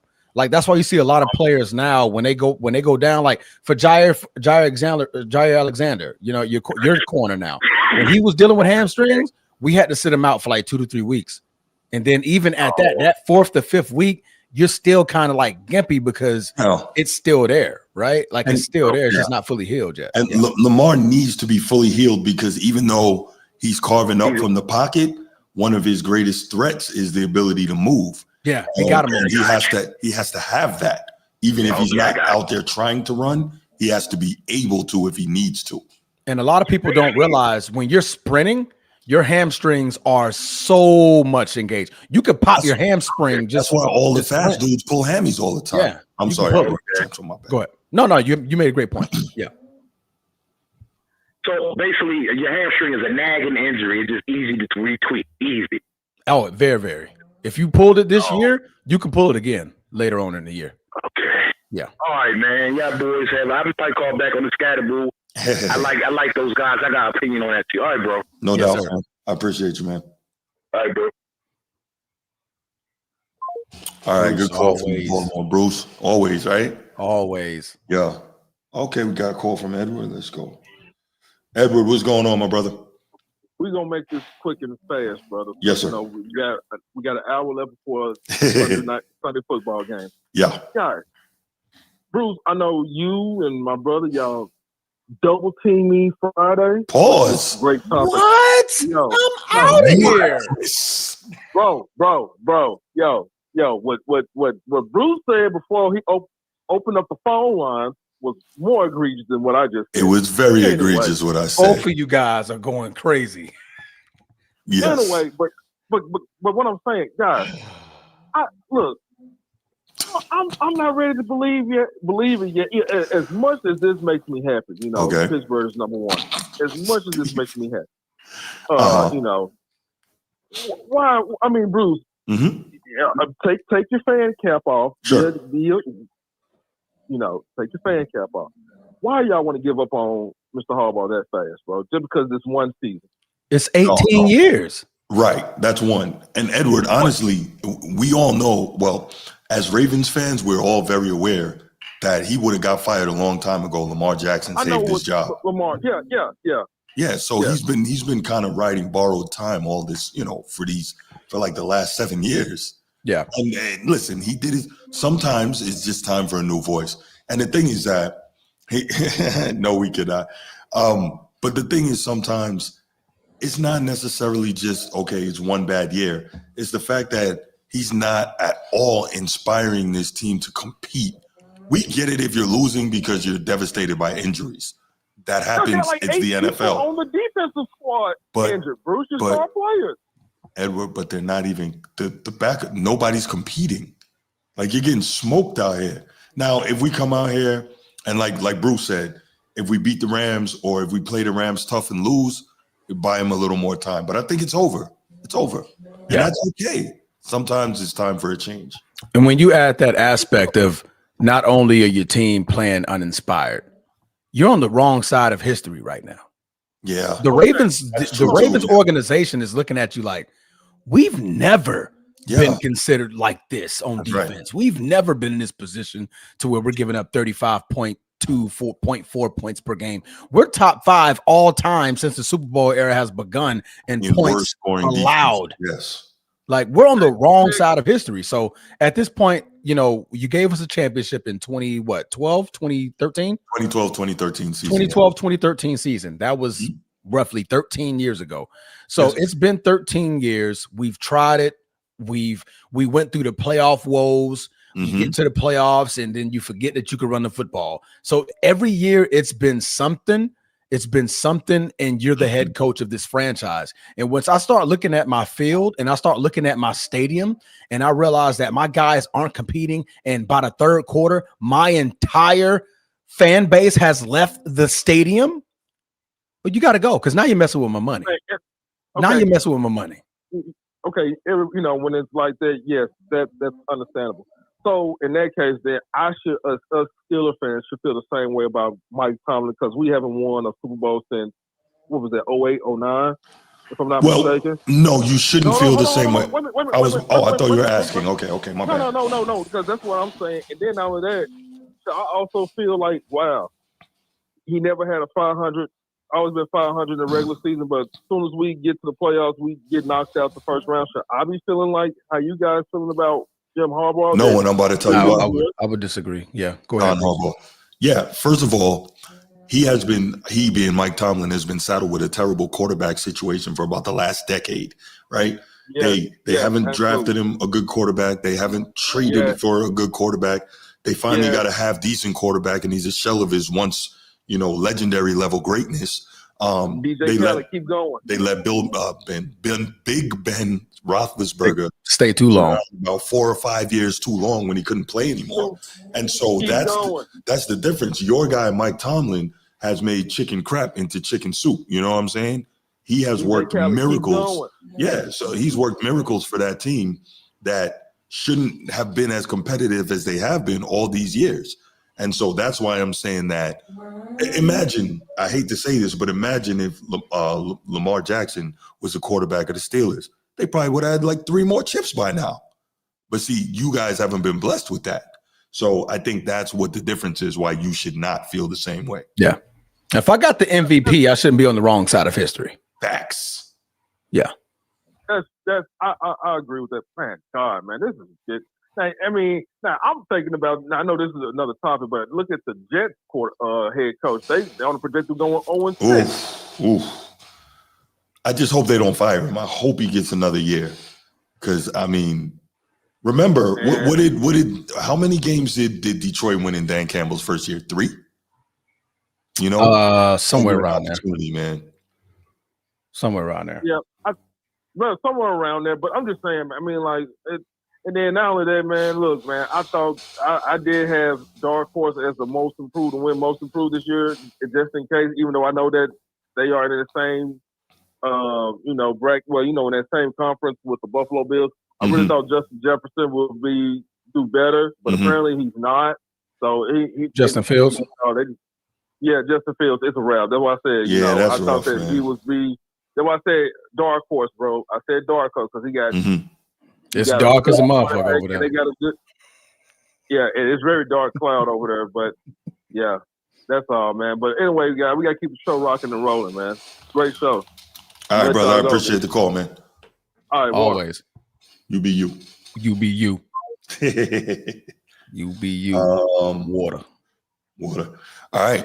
Let's take it to the next topic. This will be fun. Go ahead and kick this off, Transformer. Boy, first of all, you can't start a segment and the first name is Dart and not say, "Hey, Miss Dart."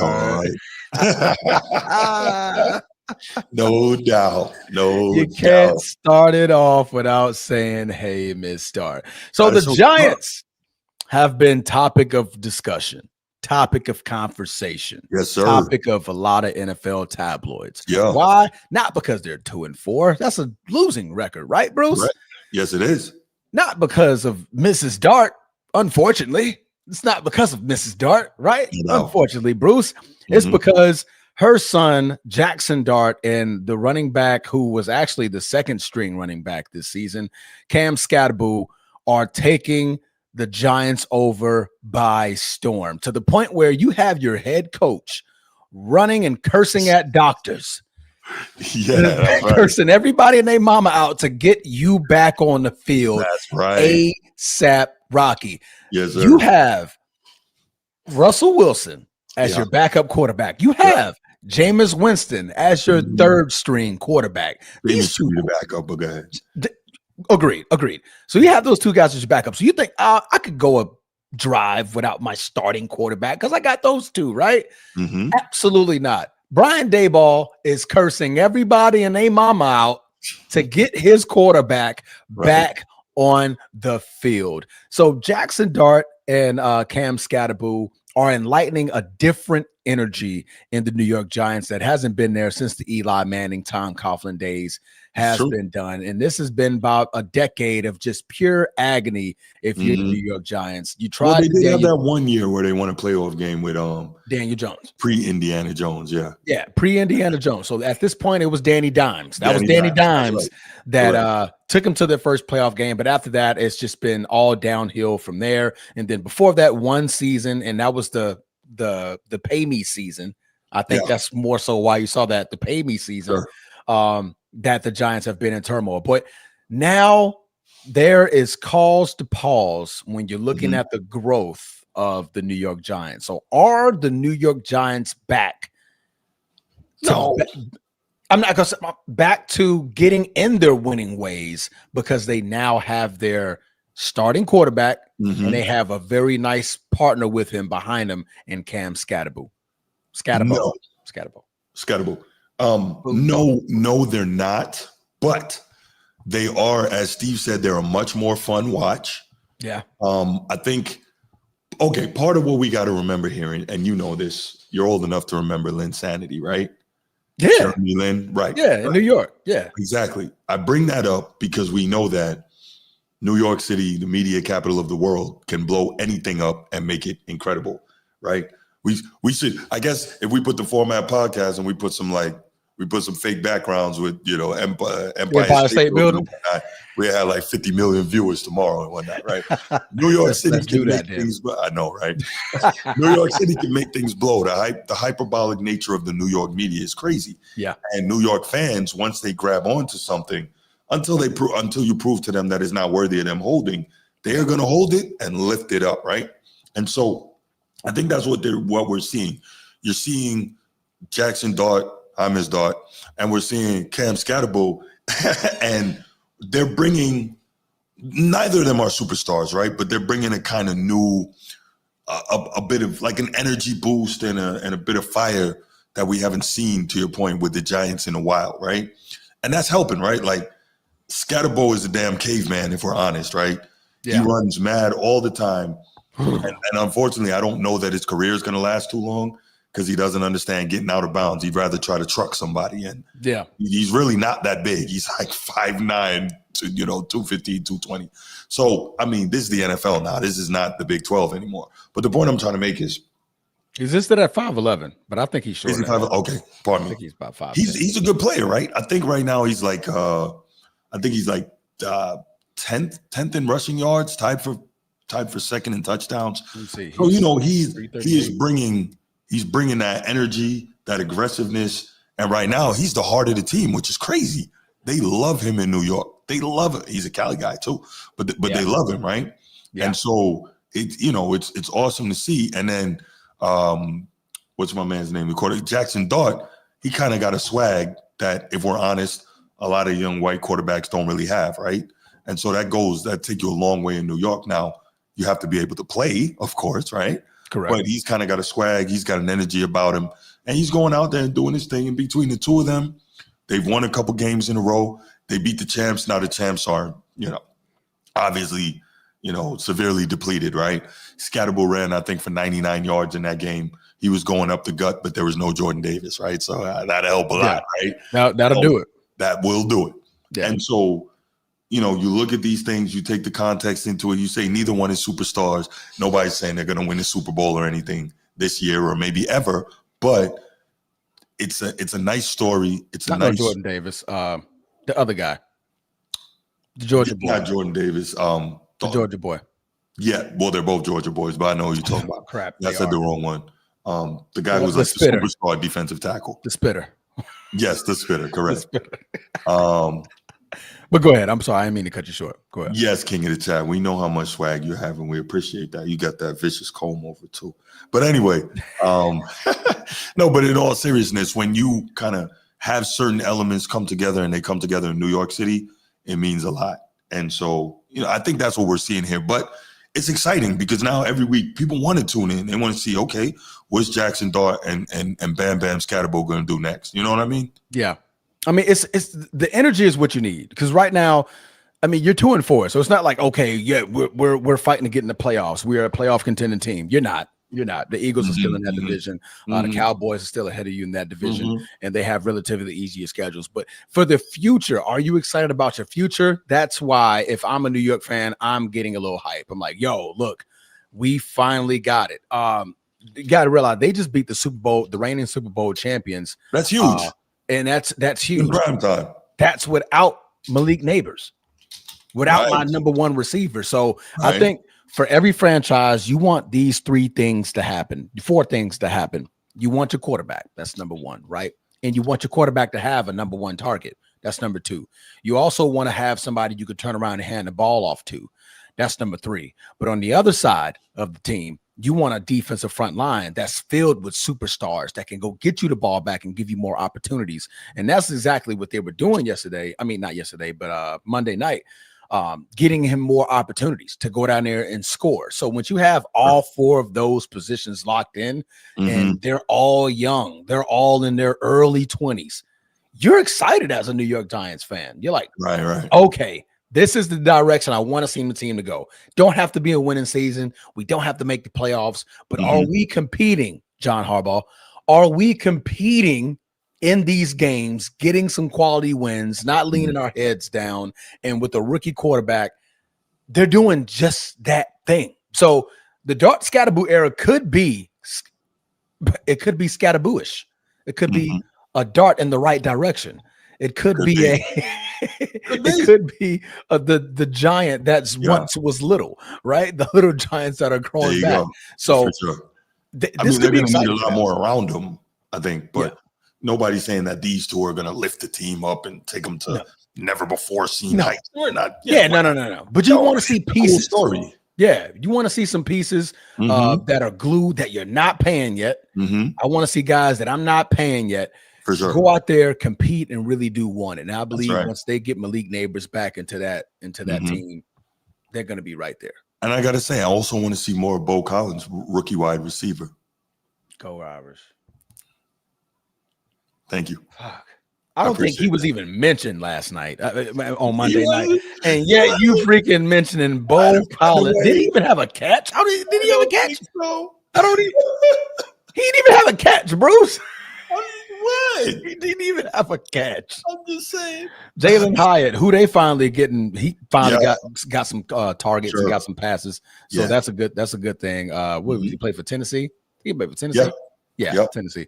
LaJordan Humphrey, Waddell Robinson. I mean, without Malik Neighbors, that boy Dart was out there. He was darting. And the thing about Jackson Dart that I'm weary of, the only concern I have, bro, slide. Please slide. Yeah. Slide. You're not Cam Newton. And that didn't even make that took years away from Cam Newton. That took years away from him. So you're not Cam Newton. You don't have to take the tackle. Slide. Get down. Kyler Murray, slide. Just go ahead, drop to that knee and give yourself up because man, that was scary. And Brian Daboll, I'm pretty sure he's talking to him all week, like, yo, you saw what I just went through in that damn tent to get you up out of there. I can't have you taking these hits. I can't have you taking these hits because they're going to take you out of the game, and we need you in this game. That time in the tent took a whole drive away, and it slowed down our momentum. We was on down to make another scoring drive and really put Philly on their heels. Now, ultimately, they ended up just routing them, and it became a blowout anyway. But it only got that way because I was able to get you back in the game. Once you got back in the game, it was a wrap. Yeah. Anything positive Twitter says about Dart is just game. You know what I'm doing. Oh my goodness. Steve, relax. Man. Oh my goodness. Hey, Miss Dart. Hey, Miss Dart. Hey, man, this show blows up. They're probably gonna go back and be like, this show talked a lot about Jackson Dart's mama. Right. Like, hey, we just paying homage. We're not saying nothing facetious. We're not saying nothing crazy. We're not just hi, Miss Dart. Just beautiful, man. We see Taylor Swift all the time. Why we can't see Mama Dart? Why can't we see Mama Dart? Touche. I've only seen her once. He started 3 games so far. This is his third. That was his third start. Second start. That's second. No, third start. Third. I think it's his third. He started against New Orleans and then Philly. He started the game prior to that. Okay. All right. Yeah, I think he started the game prior to that. McConnell. Yeah, Megan. That's a good one. Yeah, that's a, Megan is boy. Yeah. Thumbs up in the chat for Miss Megan McConnell, guys. That's right. Thumbs up in the chat, man. Anyway, let's go ahead, y'all. If anybody wants to call in, give us your thoughts on what the Giants are doing, what you see of the future with the Bam Bam twins, Jackson Dart and Bam Scatterboo. We would love to hear that, or you can put it in the chat, whichever works. Here we go. What up, Bruce? What's going on, man? Let me tell you this. Transformer, my point exactly. You hit it on the button. This is possibly a era of the Giants era, a new era of the Giants possibly is about to begin. Cam Scatterboo, I call him Bo Scatterboo. There's something I just call him Bo, but Cam Scat Pack Cam, he's a culture changer. Did you see what he did to Philly, man? The physicality, the mindset, that's different, yo. That's not people drop the ball not drafting him earlier than when he got drafted. I thought the Ravens were gonna get him, of course, but still. Is you crazy? Did you see what he did to Philly, the champion? The champion, man, he was bringing it to him. Philly was up. And he got vision. He's strong. He got heart.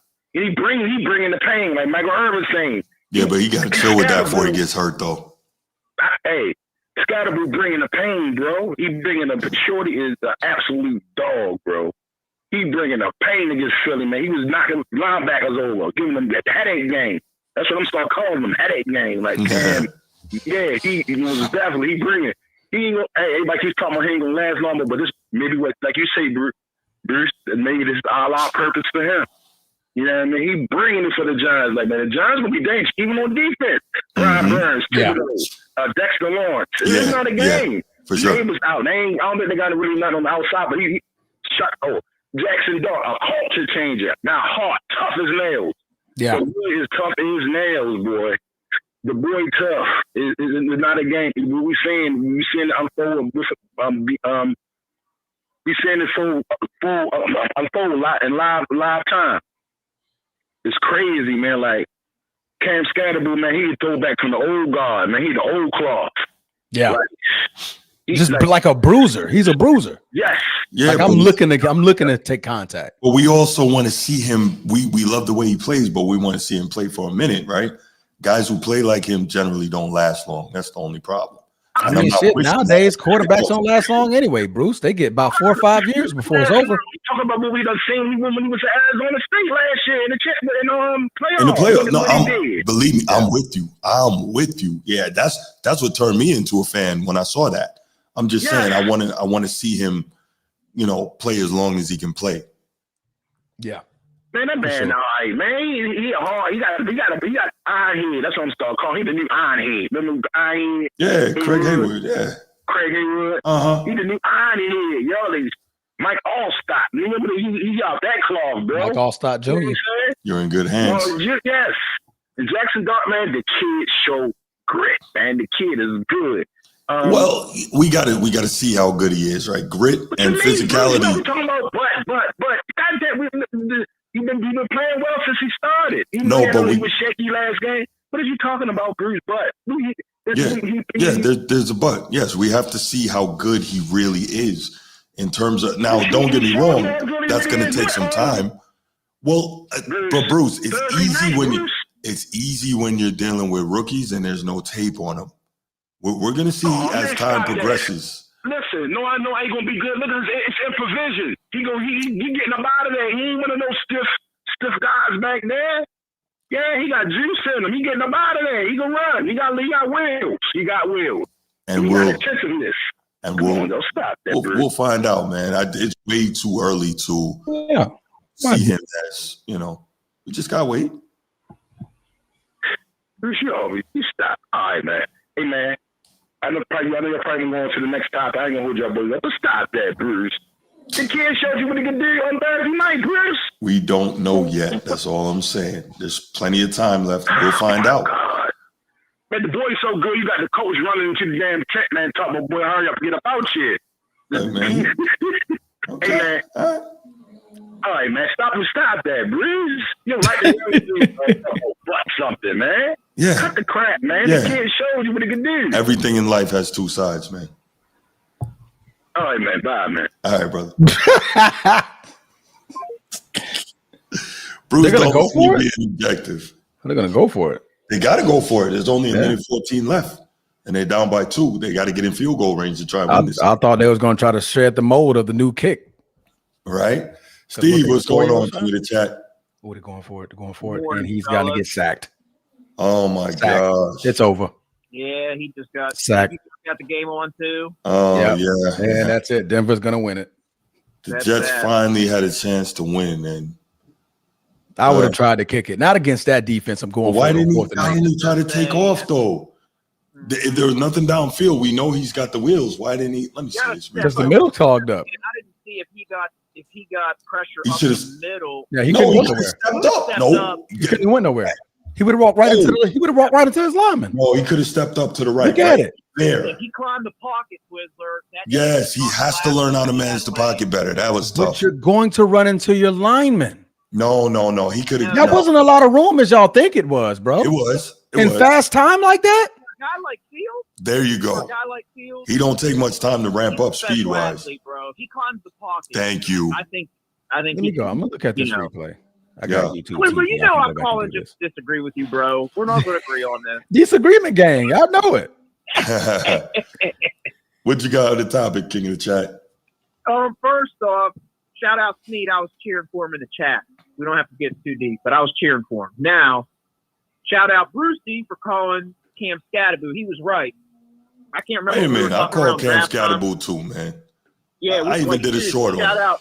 Shout out Brucey. We were talking about like running backs and different skill positions during the draft time, and he was the one like, yo, Scattaboo's the real deal. I like Scattaboo, but he went where I thought he was going to go. I said he's probably going to go in the third, fourth round, and he did, and we can see we were wrong. He probably should have went higher. It was a 4-step drop. Jackson. Oh, go ahead. No, I'm talking about the play. It was a 4-step drop. By the time he got to his drop, they were already at him. We already disagree, Twizzler. We're past this. I'm just looking at the We've established I was correct and you are incorrect. We disagreed. As a new member, I decree I'm right in this argument. He turned and bumped into his tight end. Yeah. I mean, when it's he doesn't have pocket down, awareness. That's the problem. Yeah, when it's slowed down. You got to think his first read is to his left, so he's not seeing that opening in the right side of the pocket. His first read was to his left. I wouldn't know. I can't read. So yeah. But anyway, back to the Giants. Like I like Scattaboo. I think it's a little bit different with running backs. Like we can see he can play in this league. Yeah. He's got to be a little careful though. The way he bangs around, anything can happen. If he gets a serious injury, the way he runs, like anything can happen. But from what we can see, he can play in this league, and he's a game changer. Like he's an impact dude.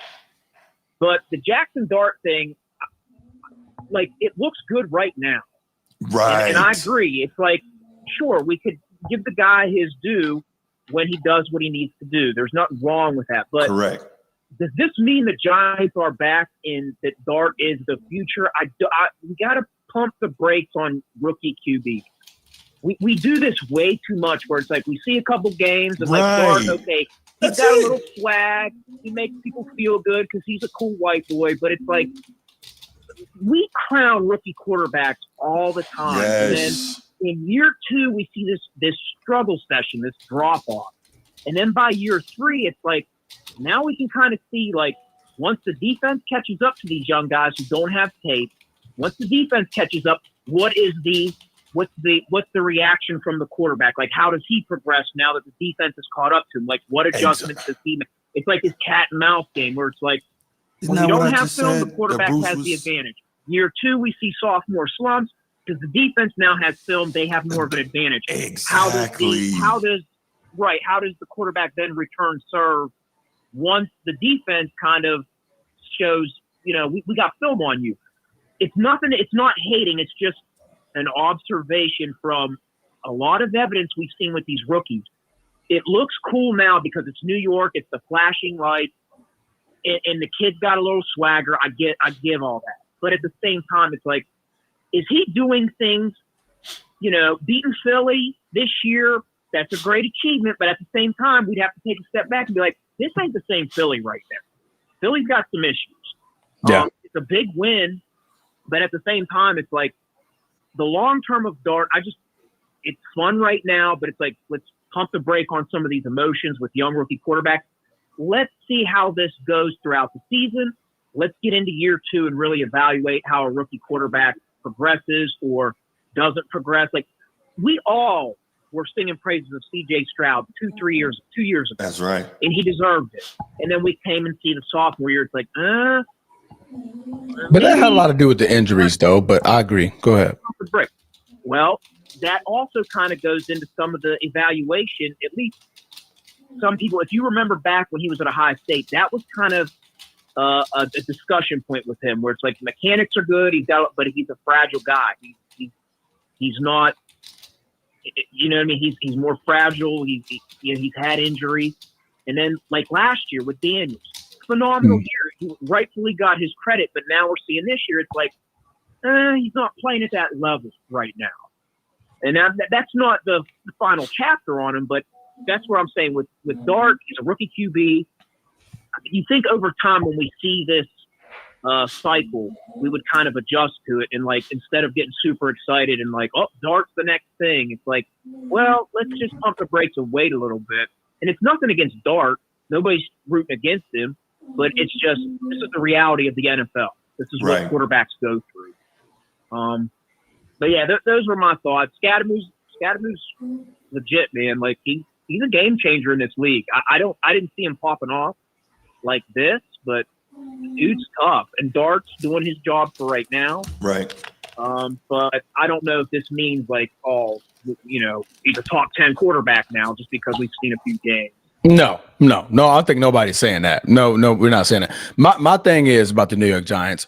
Is this a glimpse of the Giants stepping in the right direction? And to me, my answer for that is yes. Yeah. When you have all four aspects I would agree with. Like you got your franchise quarterback. That you can correct. Build around, and they haven't had that in a while. So. Correct. You got quarterback, you got a running back, you got a receiver, you got a defense. And it didn't really work out. Yeah. Yep. That's more so to my point. Mm-hmm. Not saying that he's anything this, like top of the line this year. I'm just saying, does New York have a reason to? Okay, I can see us going in the right direction type of feel. Yeah, that's right. Definitely, the pieces are in place, but I don't think we should jump too far. You know what I mean? But anyway, those are my thoughts. I think the last thing I gotta say is, Bruce, quit capping on my hair, bro. I ain't got no comb over. You gotta chill. My bad. I used the wrong term. I mean, bro, look at me. I'm an expert when it comes to hair, right? What? Comb over? Come on, bro. All right, fellas. Happy Sunday. Yeah, you Y'all too, stay man. blessed. No doubt. Hey, you too, bro. All right. King of the chat, man. Always with the love, man. This guy. All right, let's get to the last topic. And shout out to Opinion Stated. What up, Q? How you doing, brother? It's been a minute, man. Oh, you a call. All right, let's go ahead. Let's get to the final topic.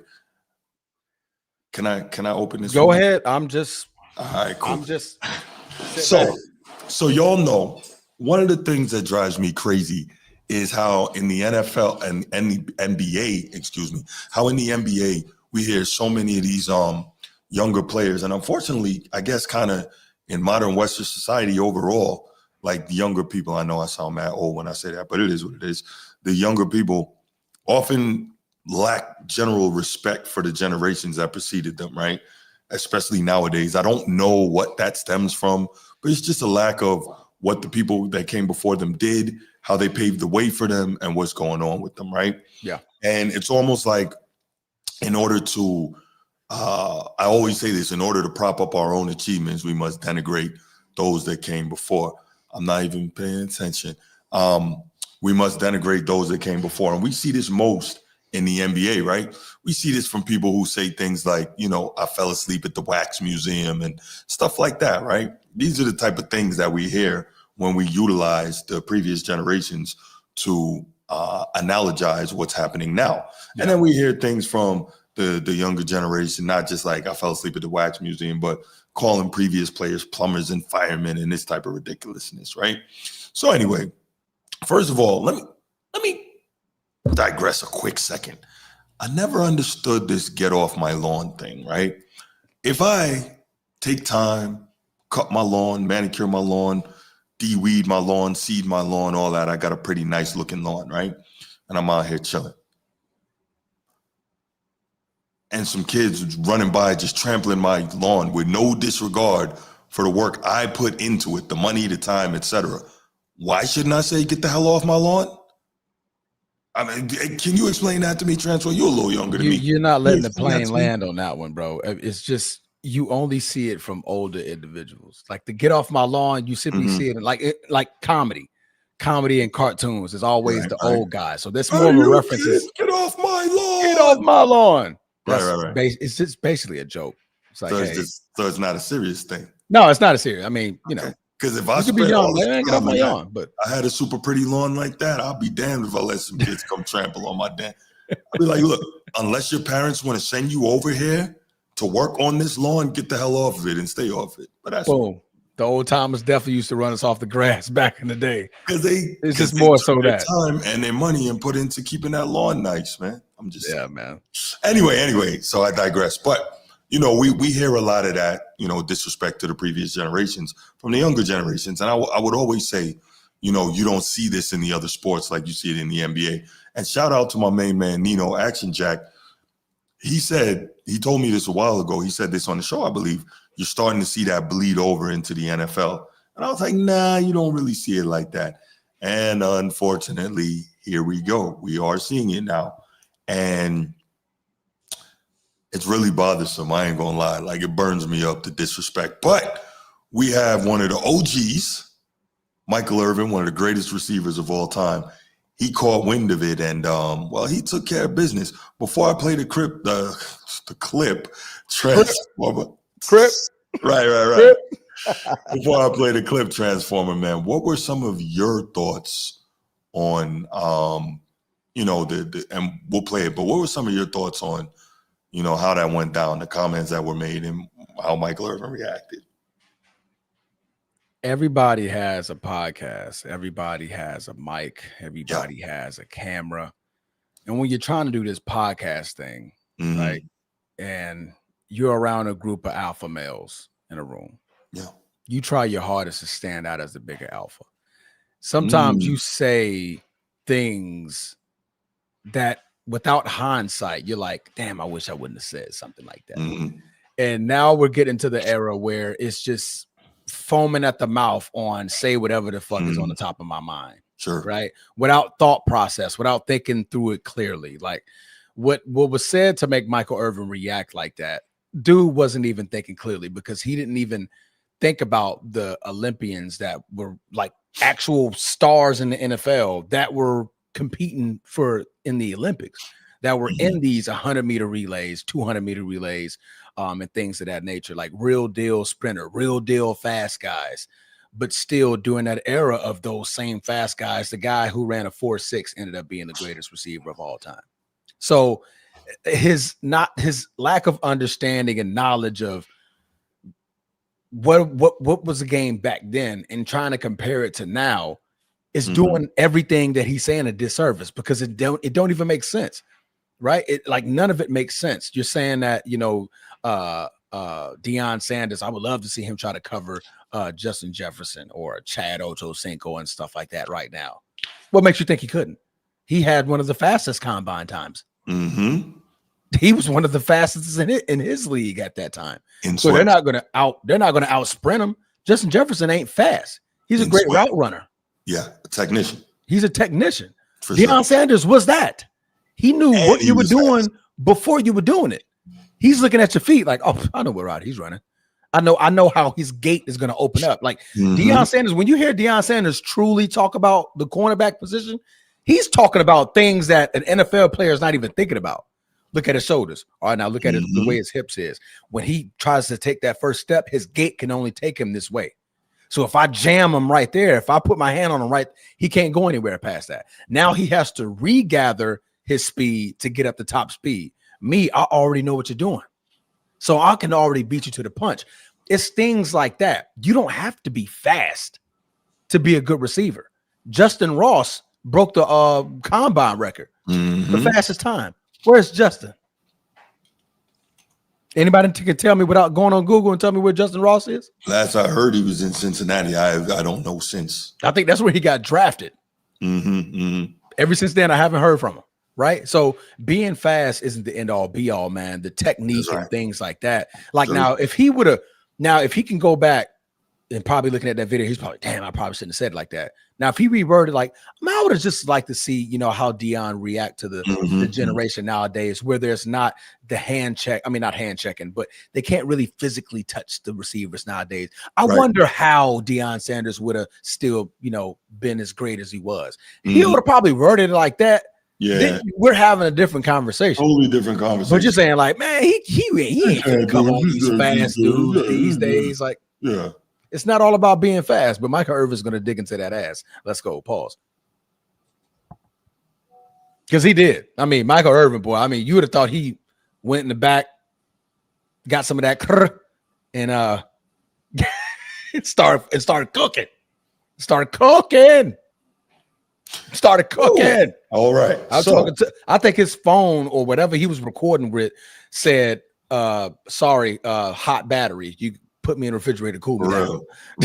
Right. Cool me down. Man. Right. But yeah, so this was from the Facts Over Feelings podcast. And I guess the player who actually said this was Brandon Jacobs He's Super Bowl champion with the Giants. But this is interesting because he's old enough to know better than what he said. And this is interesting because in a lot of these discussions we have, I do see a lot of times older cats are like trying to like be down with the youth. You know what I'm saying? Trying to say things that will make them more popular with the younger people. Yeah. And they know better. And some of the stuff they say is absurd. But I'm going to go ahead and I'm going to play this here. So we have part of what Brandon Jacobs said, and then we have a cut up of Michael Irvin's response, which was crazy. So let's go. Prime wasn't covering the people that these boys are covering either. Who? All these boys. You got to line up every week. Every week. Every team got a dude now. or two that will bust your ass. The receivers from back then. Might not be prime, though. These guys that he played against weren't that fast, bro. No, they were stronger, but they weren't that fast. These guys, no. You're muted, bro. You're talking. You're muted. My bad. I say, y'all know how I do. I go in and out. And so just the quick notes, right? First thing he says, and again, he's too old to be saying dumb stuff like this. He says, what? Go ahead, bro. What I do this time? Go ahead, bro. Go ahead. Steve got it. Go ahead, bro. I totally missed it. Cook. Just cook. Go ahead. Okay, so he's saying, off top, he's saying, these guys back then weren't that fast, right? And you'll hear Michael Irvin reference it. Bullet Bob Hayes, who played in the late 60s and early 70s, he played for the Cowboys. This guy was literally the fastest person on earth because he won the gold medal in 1964 Olympics. That wasn't Mexico City. I can't remember what it was. 64? I can't remember that far. I wasn't a thing. Right. 68 was Mexico City. But anyway, 64 Olympics, he won the gold in the 100 meters and the 4x1, right? So he was literally the fastest man in the world. He played back then. Coming forward to the 80s and the 90s, James Jett, he was a wide receiver and kick returner for the Raiders. He won gold medal in the 92 Olympics in Barcelona in the 4x1. Ron Brown, he played kick returner wide receiver with the Rams. He won gold in the 4x1 in the 84 Olympics in Los Angeles, right? Willie Gault was an Olympic level sprinter, right? And he was on the 1985 Super Bowl team with the Bears. So this is around that era. All these guys super fast, right? So I'm wondering, like, where's this stuff coming from? Like, I don't understand it. Darryl Green ran a 10.08 100-meter. Multiple time NFL's fastest man, playing cornerback for the then Washington Redskins, now Commanders, right? One of the fastest dudes ever.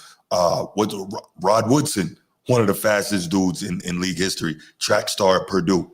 Herschel Walker he's so fast, he competed, in the 92 Winter Olympics in bobsled.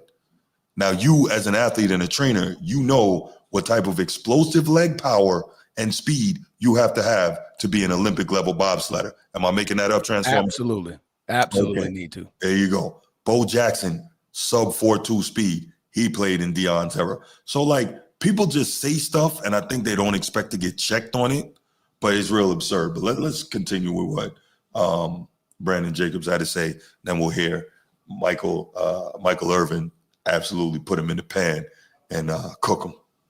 I'd love to see him. I would have loved to see him play against Chad in his prime. Ocho wasn't even that fast. Play against Justin Jefferson. Route runner. On the day. Thank you. You know, all these different guys. I would love to see him cover Tyreek. If Prime is who we think he is. Are you me? We are the two most accomplished receivers in the history of this game. When you're talking about the most important things, championships, and your stupid ass talking about running fast, like people weren't running fast back then. Are you me? What the hell are you talking about? I don't even know your name. And I certainly don't know your game because you don't. I don't see you every year with a gold jacket in that Hall of Fame room. I don't see you anywhere great players are. So who the are you to talk about what? Deion Sanders couldn't cover these guys today. Do you really know what you're talking about? Do you really have any clue at what you're talking about? You think there were not fast guys in the league when I played? You think You think Tyreek Hill can outrun an Olympian like Bullet Bob Hayes, who played before me? You think he can outrun the Ronaldo Nehemiahs, who tried to play in this game? You know why he tried? Because they wanted speed in the game, but other things were required when we played. You must get to run around and play in 7-on-7 touch football. We had pain in our game, and y'all don't even know about pain. Every route you got hit, even running around in the middle of, you could get tapped by those linebackers. They took all of that out the game because y'all asses were soft and you couldn't take it. You come from a damn era of everybody gets a trophy in NIL where nobody fights for a starting job. I ain't started. I'm going to go leave and start somewhere else. Get the out of my face talking noise until you know what you're talking about. I will dominate this era of football. Dominate. Football's not about running fast. It's not about speed. It's about getting the job done. It's about getting the job done. And you won't tell me you know somebody that got the job done better than me, better than Jerry Rice, that you're going to use our picture and trying to make your point. Are you stupid or are you stupid? There was separate from ball, separation from the football. And it was allowed. It was encouraged. It was actually praised when you knocked somebody out. If anybody hit your asses, they'll suspend them for 3 weeks. You couldn't even play when I played the game. And some of these you're talking about, they couldn't even play when we played the game. And even to tap on to how dumb you are and how stupid y'all asses are with oh my God, when you started talking about, well, Deion couldn't play with these guys. I want to see him play with some real fast guys. See if he can play with all these speed guys. And then the first 2 examples you bring up was Chad Johnson and Justin Jefferson, who are not fast guys. They're not. I don't mind you being stupid. I don't mind you being dumb. I don't mind you not knowing what you talking about, but keep my name out your mouth when you don't know what you're talking about. Keep my name and my image. Don't try to on my work when I won championships on every level. On every level. When they can knock us out. I call passes in the midst of pain. Y'all ain't never had to do that. So shut the hell up.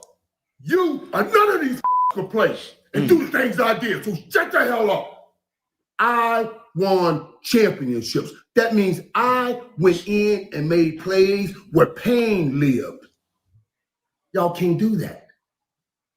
Dude, I'll catch 200 passes in today's game. Literally 200 passes a year.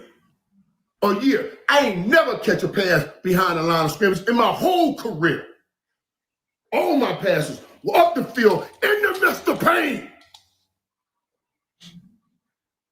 And I caught them anyway. And I caught them every day, and I caught them every kind of way. And the bigger the game, the bigger I played. So I don't care that you stupid. I don't care that your ass is ignorant. And I don't care that you don't know what the hell you're talking about. But don't use my image. Don't use my image. Don't use my image. And don't use Jerry Rice's image. Use somebody else. I don't know if you did it or your producers, but whoever did it, on y'all. And keep in mind, y'all, this right here, this was about 5.5 minutes. The whole real one is about 14 minutes. Yeah. So, I mean, 14 minutes of rage. And for those who are watching, you may be young. You may not know who Michael Irvin is. Michael Irvin, 11,904 yards as a receiver in the regular season, 65 touchdowns, 3-time Super Bowl champion. In the playoffs, 1,300 yards, 8 touchdowns. Again, 3-time Super Bowl NFL champion, wide receiver who played at the top of his game for pretty much his entire career, with the exception of his last season where he was injured and that caused him to leave the NFL. But his last best season was the year prior to that injury-filled season in which he was a 1,000-yard receiver. We're talking about that Michael Irvin. Go ahead, Bruce. That Michael Irvin. So what I find interesting, right? he said, one, I don't care that you're stupid, but don't use my name. Don't use Jerry Rice's name, and just know what you're talking about. And that, for me, that's one of the biggest things. Like a lot of times I get in, arguments, sports debates with younger cats, my younger nephews, younger friends, whatever. And my thing is like, yo, you're certainly entitled to your opinion. We're all somewhat, formulated by the era we grew up in and what we grew up watching. I get it. But my bigger issue is you shouldn't, people do it all the time. You shouldn't make definitive statements when you really don't have the information, right? And this was one of those examples, right? The information was all wrong, but he was just saying stuff, right?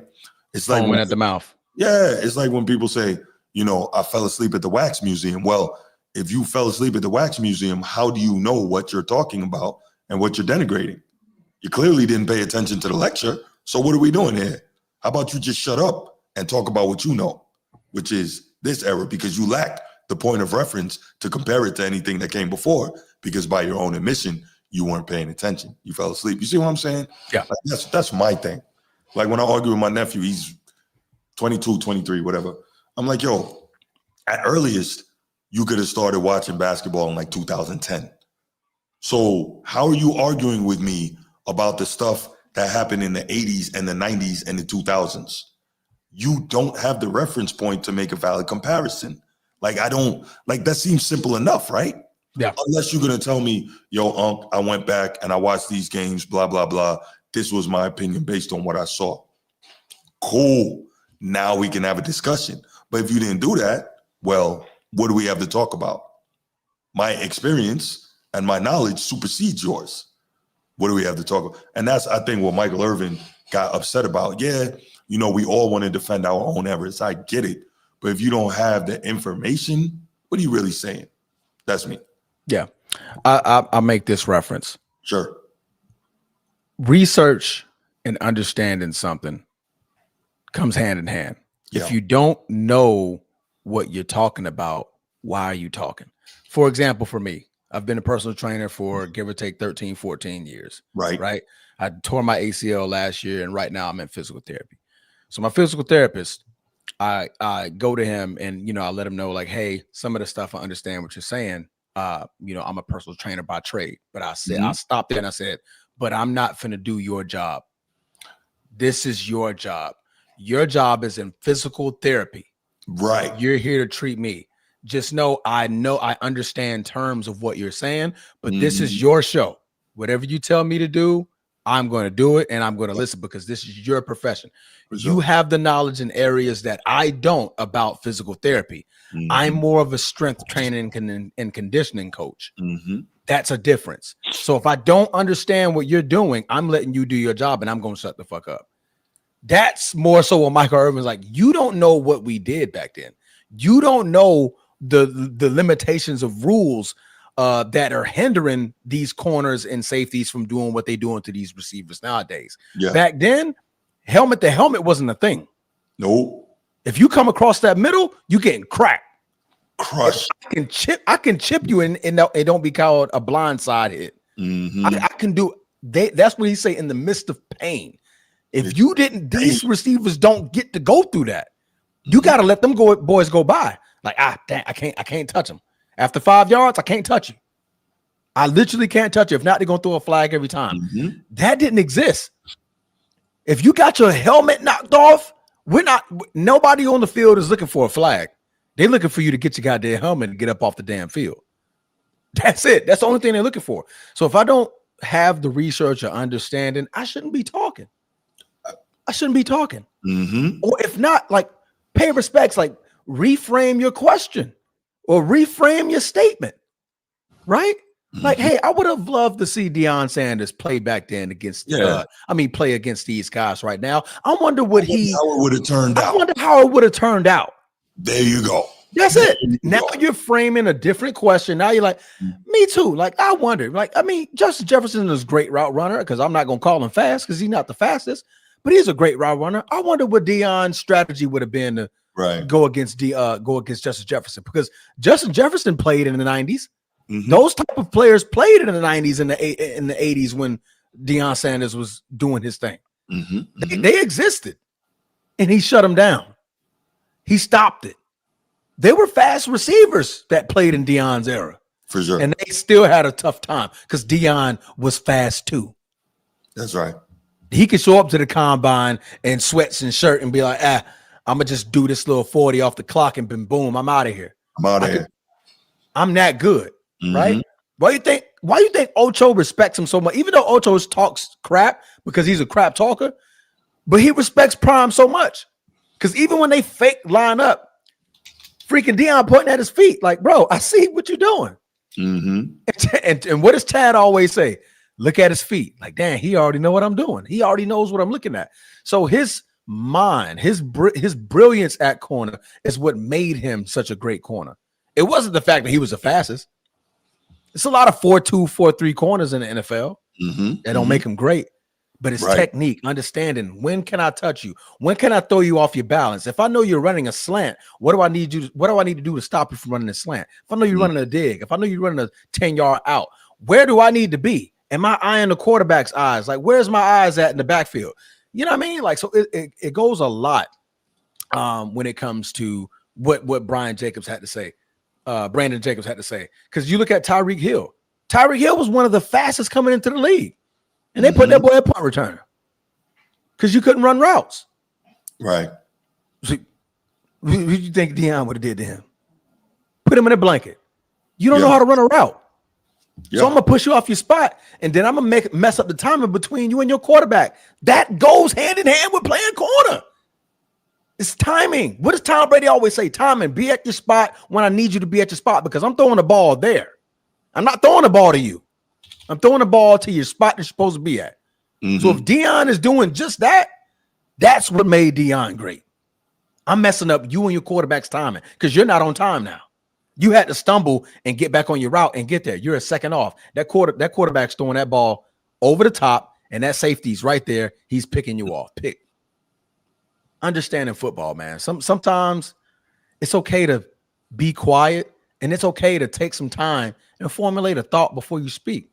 But the foaming at the mouth podcast stuff, it's crazy nowadays, man. Everybody's just foaming at the mouth just to be right, just to show like, oh, I'm having this bright idea or this bright take or whatever the case may be. And you in a room full of alphas and you guys are live. And you're like, oh, what can I say? Oh, man, shut up, man. He ain't going to do none of these corners these days. How do you know? Because those same type of receivers played back then. Yeah. They just had different names. Different names, different jersey numbers. And then, they don't respect the fact that it happened in a different era. That's all. Yeah. Yeah. All right, so we're going to go ahead. We're going to take the last couple calls on this. Go ahead. Hit the line, 904-219-8264. 904-219-8264. Give us a call. Give us your thoughts on this, and then we out of here. Here we go. 50 yards. I only see 23. What's up, Edward? How can I help you, man? Hey, Bruce, pull up. Now, will I be wrong if I say this here? That I was laughing what Michael Irvin was saying. Nah, I think we all laughed. We all laughed. We loved it. Was laughing like a butt. Yeah. First time I heard it. Stupid ass. Stupid ass. I mean, I'm just saying. I was, but okay. Now, and also I was yawning at the same time. Of course you were. You have no respect. See, I'm okay. What I'm saying is that as I'm playing, going back then, we all been kids. Yeah, we're not going to sit up here and act like that. What Michael Irvin is saying to this generation, people in our generation was saying the same thing to us, and we was just cracking jokes and laughing at it and yawning. I wasn't. Not going to sit up here. Bruce, are you serious? You mean to tell me you was a good golden child? No, of course not. But I've always been a proponent of history. So I've always understood what comes up. Like before I went to journalism school, I was majoring in history. So I've always understood the effect of previous iterations of things and how it affects what we have now. I've always been that guy. Oh, okay. What about you, my brother Trans? What about you, brother? What was the question? I'm sorry. I was responding in the chat. See, look, know what I'm saying? See, that was just proof point right there. People weren't paying attention. We all been kids. We don't pay attention to certain things. Well, you're not on this side of the show. You know, we got to entertain y'all in the chat. So when Bruce is talking, I handle questions. When I'm talking, Bruce handles questions. So we're multitasking here, bro. Correct. So it's not like we're not paying attention. That's why I asked the question before I formulate a thought or an opinion. What did you say? I'm just busting your chops. I'm just busting your chops. Cook them. Put them in that pot. Nah. Anyway, no. What I'm saying is that, man, I'm at that point now, bro. I'm up there with you, Bruce. Jesus Christ. I'm feeling the way that you be feeling. You know what I'm saying? Pardon the left. When it comes to these kids nowadays, showing disrespect and all that kind of stuff. I ain't gonna front, especially when it comes to now that, you know what I'm saying, I understand when, you know, especially, you know, down here in Memphis, these little young dudes walking around. Well, I don't see them walking around now sagging their pants no more, nothing like that. I'm like, damn, do y'all believe in belts and all that kind of stuff? You know. Oh, who's get off my lawn now? Hey, I'm at that point. That's what I'm there now. I hate it. I hate to see it. But now you got these YNs wearing the tight pants. Right. For sure. You know what I'm saying? So it's in here with it. But as far as the situation with Mike Irvin, yeah, of course, you know what I'm saying? Even though, yeah, Bruce, I did feel it was some cool stuff in the wax museum. Paid attention to certain things that was cool. Other stuff was boring and whack. I did do that. I did. I ain't paid fully attention. I didn't. But at the same time, I get where he was coming from with that. Yes, I do respect where he was coming from when it comes to that generation of him playing in those wide receivers and those corners and everything like that. Yeah. And yes, we did have the Gary Wilsons back then, the Justin Jeffersons, the Jamar Chases, all that. Yeah, that was there with Michael Irvin, and plus the corners too. Darrell Reed, absolutely. He wasn't fat, but hey, you don't want to be on the island with him when you going one-on-one. No. So, absolutely, you know what I'm saying? Especially with Dion. Just glad. Also, let me give my prayers and thoughts out to him, recovering from his surgery. That man was already on the field. Exactly. So already on the field. Yeah. Yeah. But anyway, we got to keep it going. That's all I want to do. I just want to bust your chops, D. And Bruce, you know I love to mess with you, dog. You the old head. Yeah, no doubt, brother. No doubt. All right, y'all. Appreciate the call, brother. Thank you. Absolutely. All right. Excuse me. We'll take one more call and then we get up out of here, guys. So you can enjoy the rest of your day of football, and we might have a little something for you later on. So we'll see. Yeah, one more call. So the Big 12 still stinks.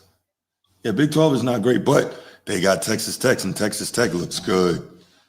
Utah's 5-1. They're still a solid team. Yeah. Yeah, we might have something popping off a little later on, Steve. We'll let you know.